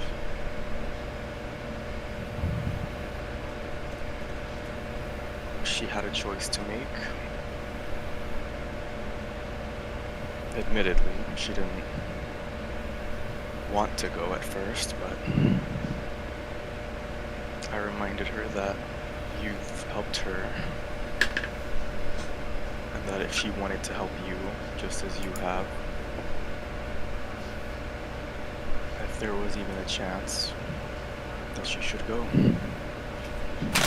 We've both seen her fight before. She doesn't seem very, what is the word, confrontational. She seems to fight in a way that you could call avoidant, you could say. I don't know how to describe it, but surely you know what I mean. Not one for much one-on-one battle, so far as I've known. Would you say the same? Yeah, I would. At least as far as I've known her. And do excuse me for being surprised by the foolishness of this choice, because from my position it does seem as if a trade has been made for one life or another. Well, ultimately it was her decision to make. I just gave her the facts. Yuffie brought forth the proposal. She made the decision to go.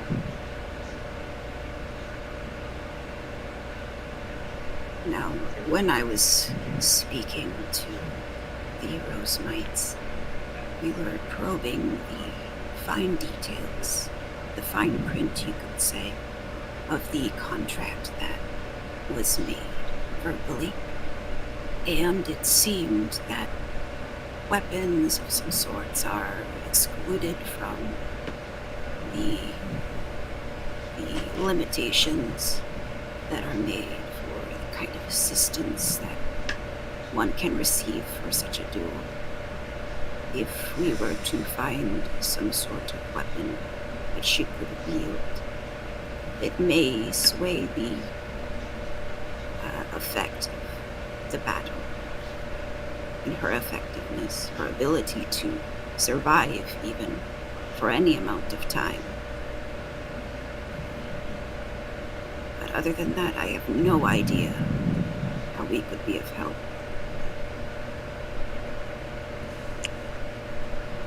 She says she's got a week to prepare. We just have to do whatever we can within the week. The rest is up to her. Have you any idea, other than what I've said, how we could enable her to do better? Well, I've only just learned about the duel. My mind has been preoccupied with other things at the moment. So, nothing comes to mind.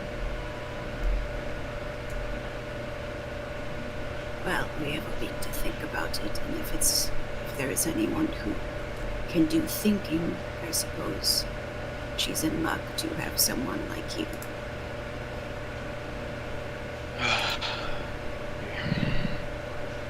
Some help I was today.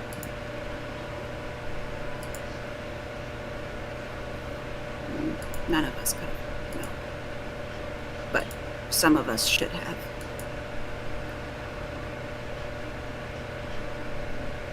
Yeah. We'll have to be more careful going forward.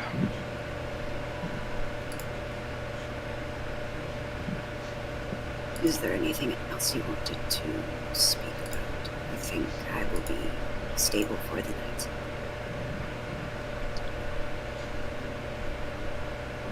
I don't know if you remember, but I'm guessing it was right before you passed. You spoke to me.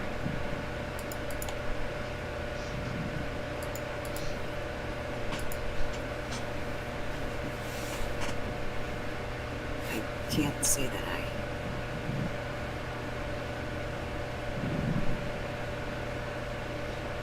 What did I say? Well, the gist of it was you wanted to fix people like you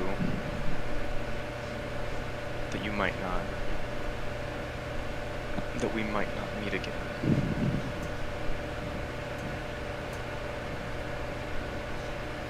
Well, I suppose I did say I was surprised.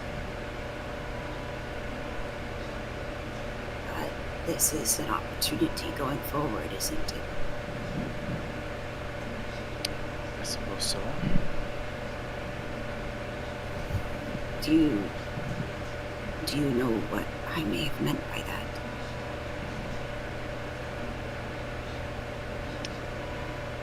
I may have a few thoughts, but again, it came as a surprise, to say the least. We spoke to Arashi. He seems to think that there are others like me out there. Different in some ways, but same enough to answer some questions. And I don't know if it would be... Well, these people are very, very far away from here, by how he said it. If there are people like me, then they may have more answers. Or perhaps I'll have answers by then that I can bring to them.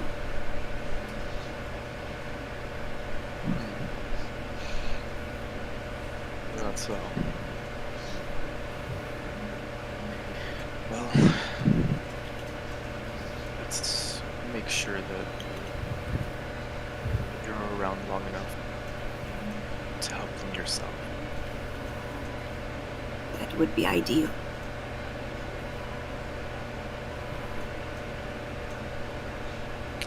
We'll figure this out. We made a deal after all. We did. I'll hold you to it. I'd expect nothing less. And she grins. Ugh, don't do that.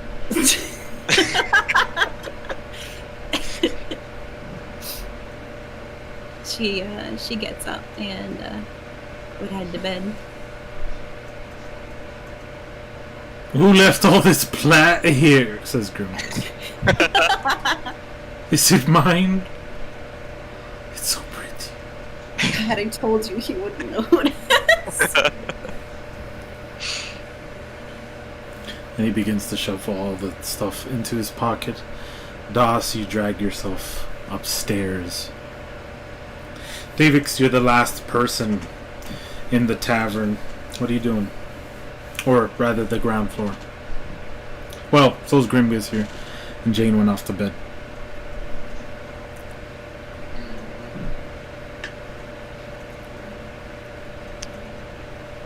I guess I'd just wrap up and head up too. As you do, you hear, hey boss. Yes? You turn and realize that Mordred's sitting down on one of the tables. You never heard him come down, though. He's dry. Arashi, have your sword back now.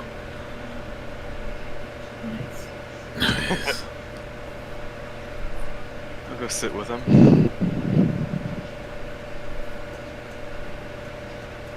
Things weighing on your head? You could say that. Well, they've been weighing on mine too. Anything in particular? It takes like a laser kind of like one hand on his cheek type thing as his elbows on the table. Just like, yeah, you know, a lot of stuff from the past and stuff like that. Just, I don't know. Kind of didn't think. Well, I don't know what I think, but I suppose there's a few things I need to come clean about. Well, you have my attention. Did you see him, that Ponto? No, I didn't really get a chance. Don't know what he would look like or anything. Have I? Yeah, Hmm. remember?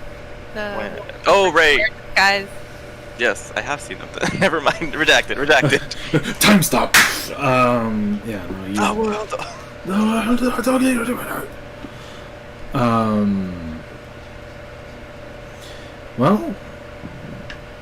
how would you describe him? He's fucking hot. kind of hot. Not gonna lie. You start fanning yourself. Did you catch me, Myron? Oh my god. Oh my god. I'm not sure. He seemed confident, put together, sure of himself. Stop complimenting the enemy. Then you start being confident. Maybe he's hiring. No. Why do you ask?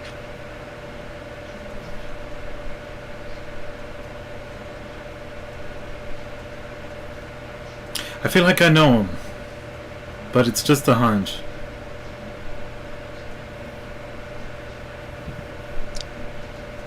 Really? Where do you think you've seen him before? Well, back when I was a recruit in the Forewarned Army.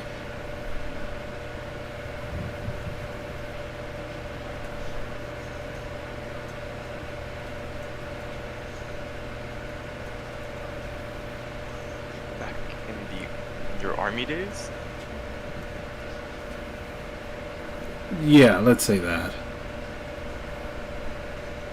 Right.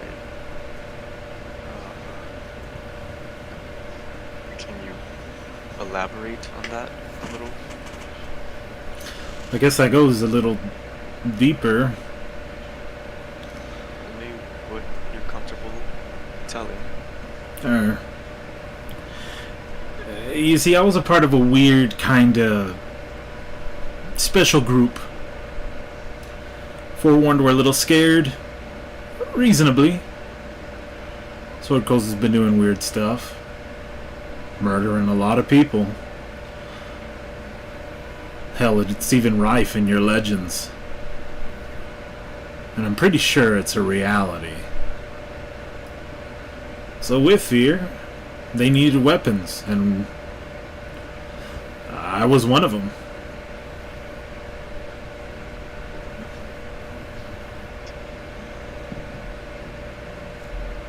You yourself were a weapon?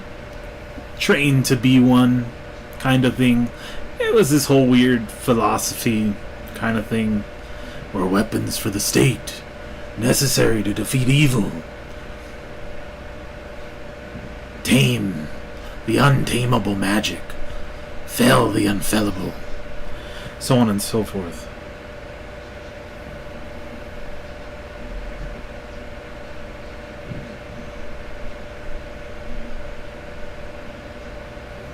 Okay, and you're saying he was part of this. Well, that's what I'm not sure of. Because for a bit, to be honest, I thought it was someone else. But now I know it's not him. To be honest, I thought Ponto was Lianos.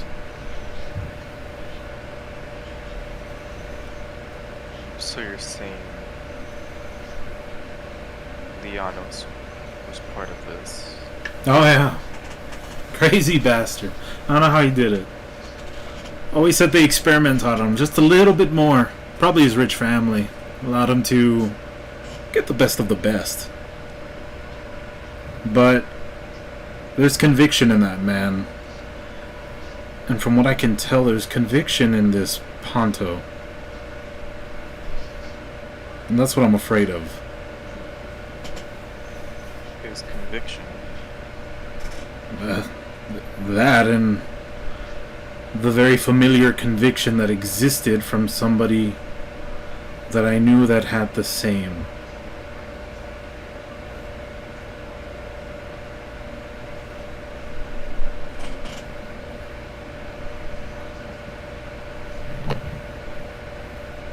So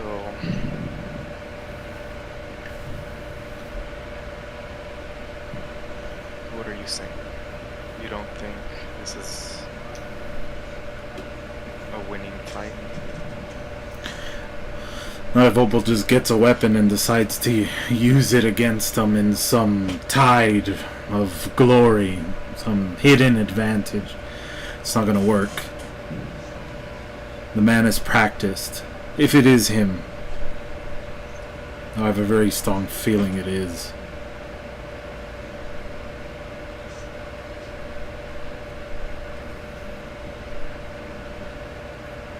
Why are you telling me this?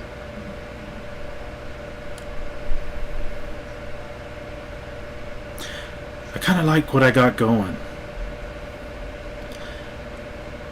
And I suppose there's a promise between us.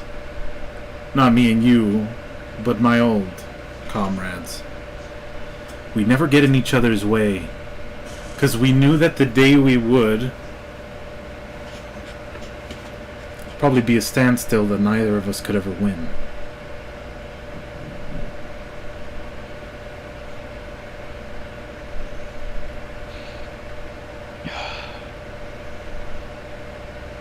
Right? I'm not gonna lie, I'm not into all that bullcrap. I could probably put him down a notch or two. But confidence aside, there's some mean bastards. And you've seen Lianos.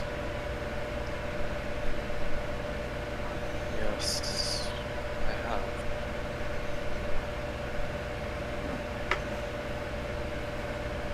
Is Lianos the worst of them? He may be a rich boy, catered to, given the best training. Not gonna lie, scary ass determination. But he's no him.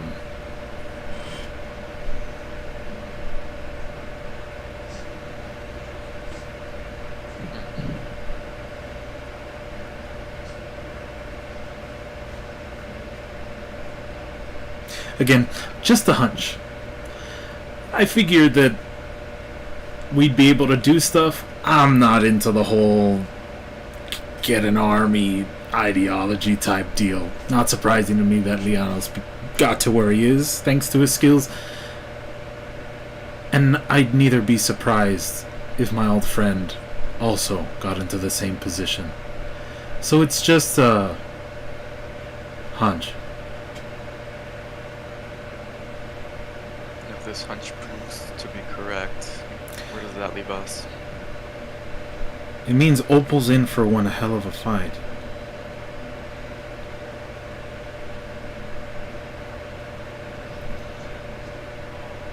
How do you think her odds are?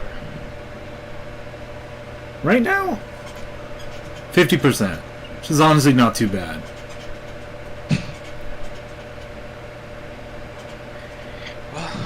better than nothing. Agreed. But if you want her to live, I suggest you make these next 7 days count.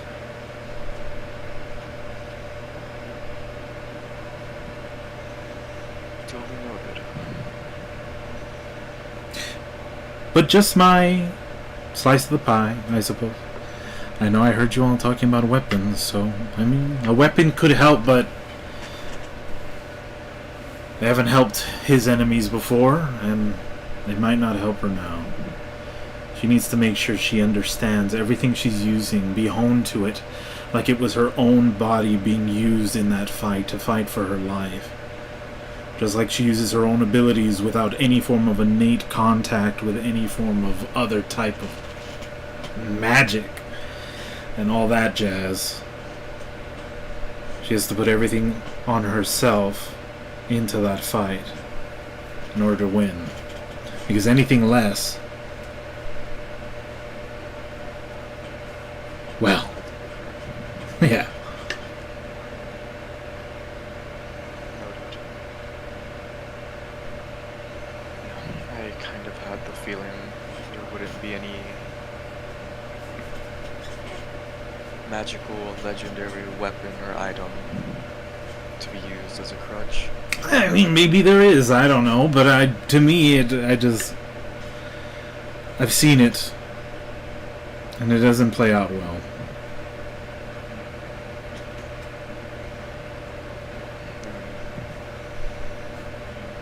Experience to speak volumes.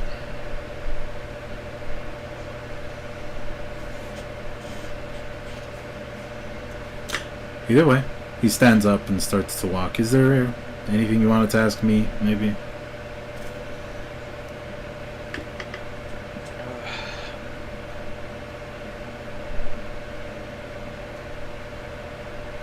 Maybe for another time. I don't want to pry any further than you've already divulged. Yeah, pry as much as you like. I won't do one thing, though. Unless he pisses me off, I can't fight him. That's... I respect your promise between you and your former comrades, so we won't ask you to. But I won't stop you either. Just to be clear, I'm fairly certain it's him. And I only fought due to self-defense. But now that I know it's him, there's nothing I can do.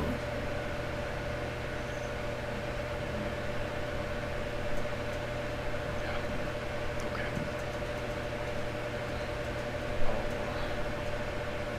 I'll be aware of that. Great. Beyond that, our contract stands, boss. Thank you for everything. Really.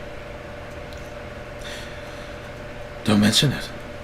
And he starts walking upstairs.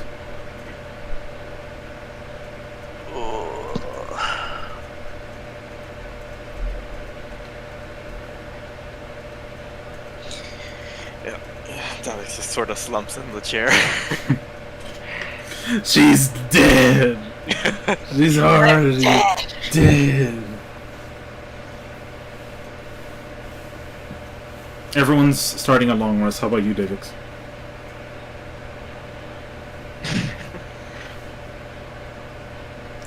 Yeah, I guess I should too.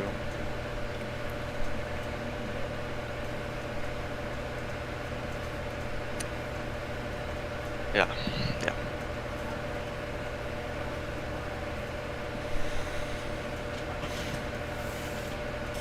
As you all head to bed, the weight of the battle, as well as the consequences that follow, weigh down in your minds like everything else that you've done so far.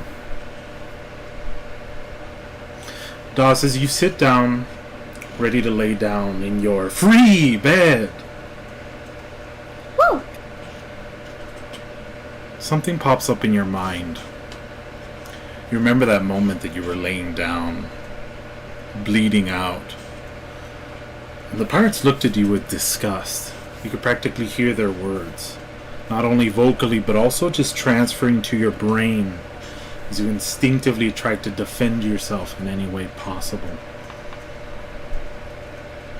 And you clearly remember, before going completely to darkness, the last words you ever heard. The last 2 words were good riddance.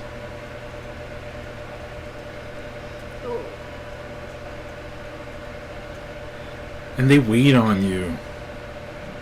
That darkness, that long, long darkness, those 2 words echoed for so long. And it felt like a long dream. One that lasted years, maybe centuries. And yet at the same time, when you woke up, it felt so instantaneous. But as you draw on those words, you realize it was never the pirates that said it. But honestly, you're not sure who did.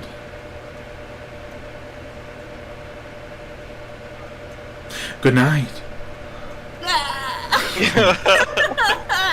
Oh gosh. That being said, everyone gains a long rest and they get to level 11. Yay! Yay! Yay! David, you read to the next level, dog. Let's go. Let's go.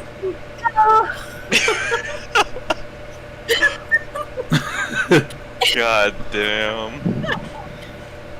Ah. Oh, oh.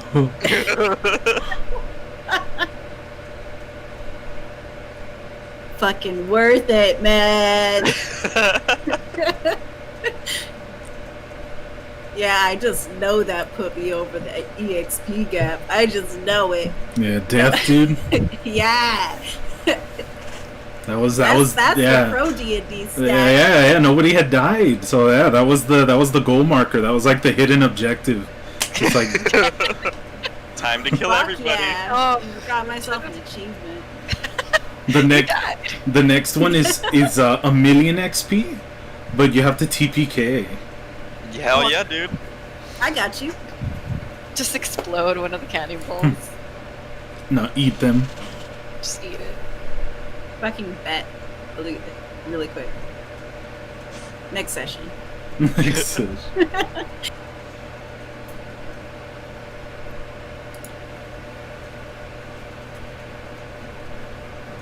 Yeah, but no, gain the benefits of long rest. Slap up your HPs, slap up your abilities. Oh hell yeah, I gotta roll that shit. Let me roll. Gain your new level. What does a razor get, JJ? Level what? Like health wise. Oh, 1d6 or 4 plus Constitution modifier. Gotcha.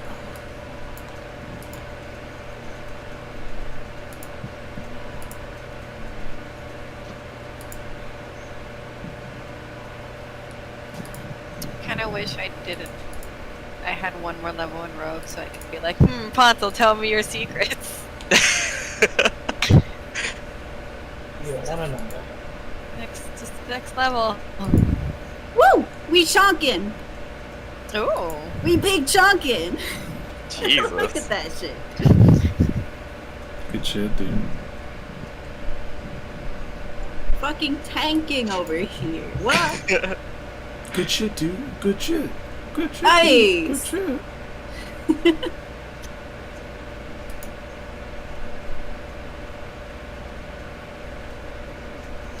Jane gained her 5th level spell slot. The Agony. Woo!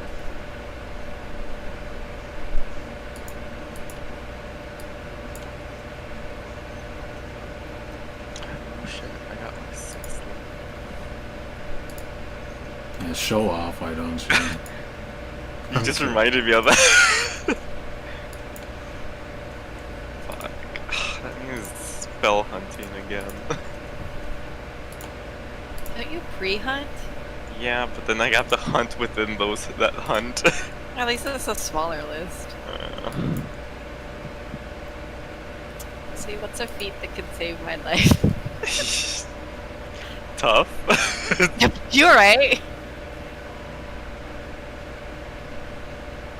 What's a feat that kills you instantly?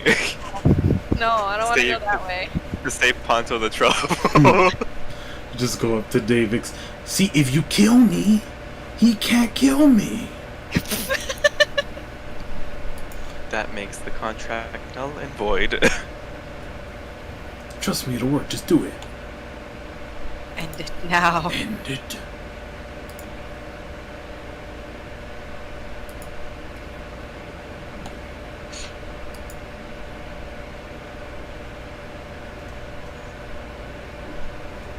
Wait, you get a feat this level? Oh, because you're a rogue. Well, I get because I only have 8 levels into, well now 9 levels. Let me see. I can't. Multi-classers. The third prestige level isn't until level 13, right? Yeah. I remember. Okay. Yeah. Yeah, not till level 13. How many levels do you have in the other one? Like, in total? 2. So two in that. 2 in my prestige class, and then the rest is rogue.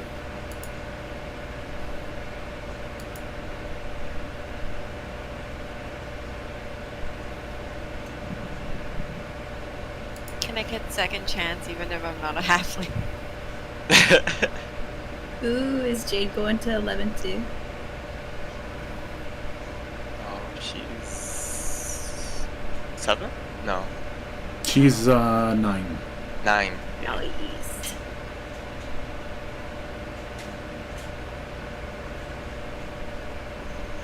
She's got 7 levels in Wizard and 2 levels into her prestige class.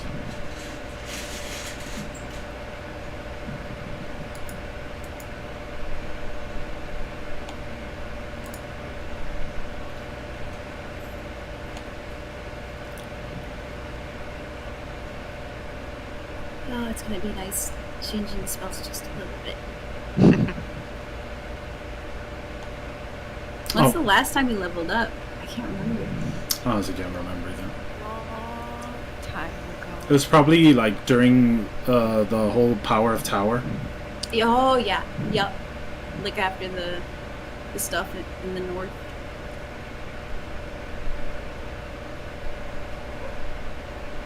But what's it called? So just to tell you all, next week Thursday, Jane's Bizarre Adventure.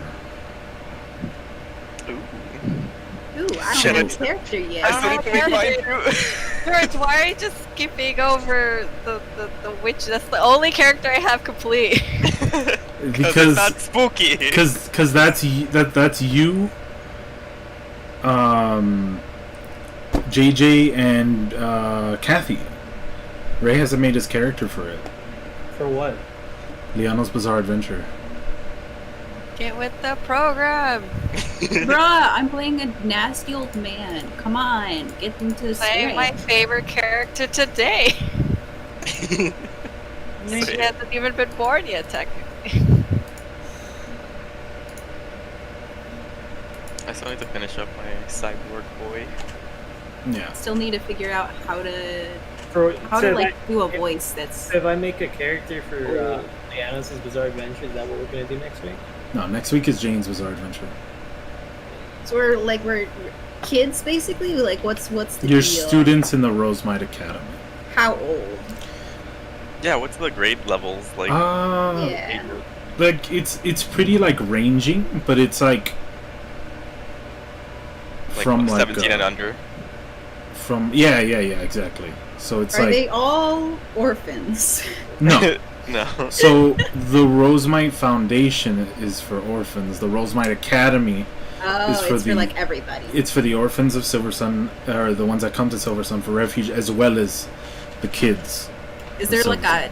a weird hierarchy situation going on Like- with that? How so? Oh yeah, no, 100%. Like orphans are looked down upon, kind of thing. Yeah. Oh yeah. Oh shit. And I'm definitely gonna play a snooty, like, Yeah. kid. Yeah, dude. Time to be bullies. Yeah. I'm gonna Time to cyber bully Jane. And we'll all just Oh, ignore no. that Jane doesn't have parents. Oh, So it's- perfect. I have a meme for this. So She'll it's be gonna- like Heather's, dude. So it's gonna be a combination of like a creepy Scooby Doo almost. Like I think JJ had mentioned, it was like a, what was it, Scooby Natural or something, or Spooky Natural? Yeah, the Scooby-Doo Supernatural crossover. Yeah, that. Oh my gosh. god. That was so random.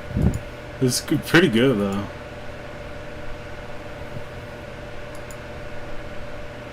I liked it.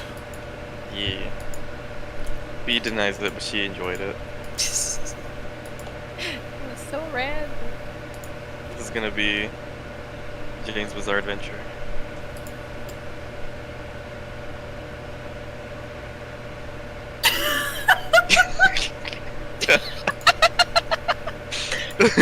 Another episode, and Jane beats the living fuck out of someone.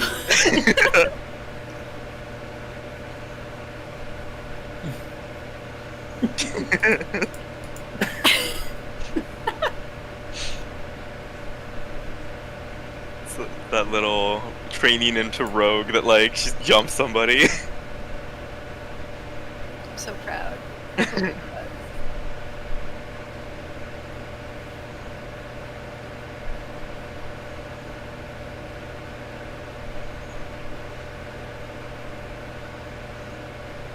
Those were level 3, right?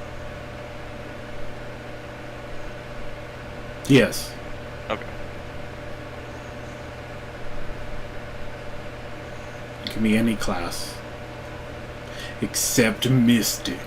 Because I fucking hate Mystics. No, because this doesn't make any sense. Yes, it does, George.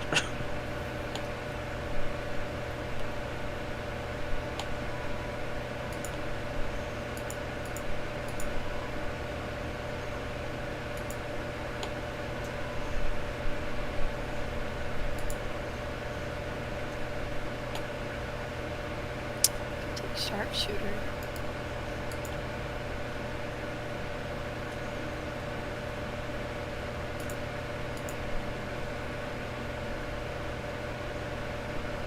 Ooh, or I could get Skulker.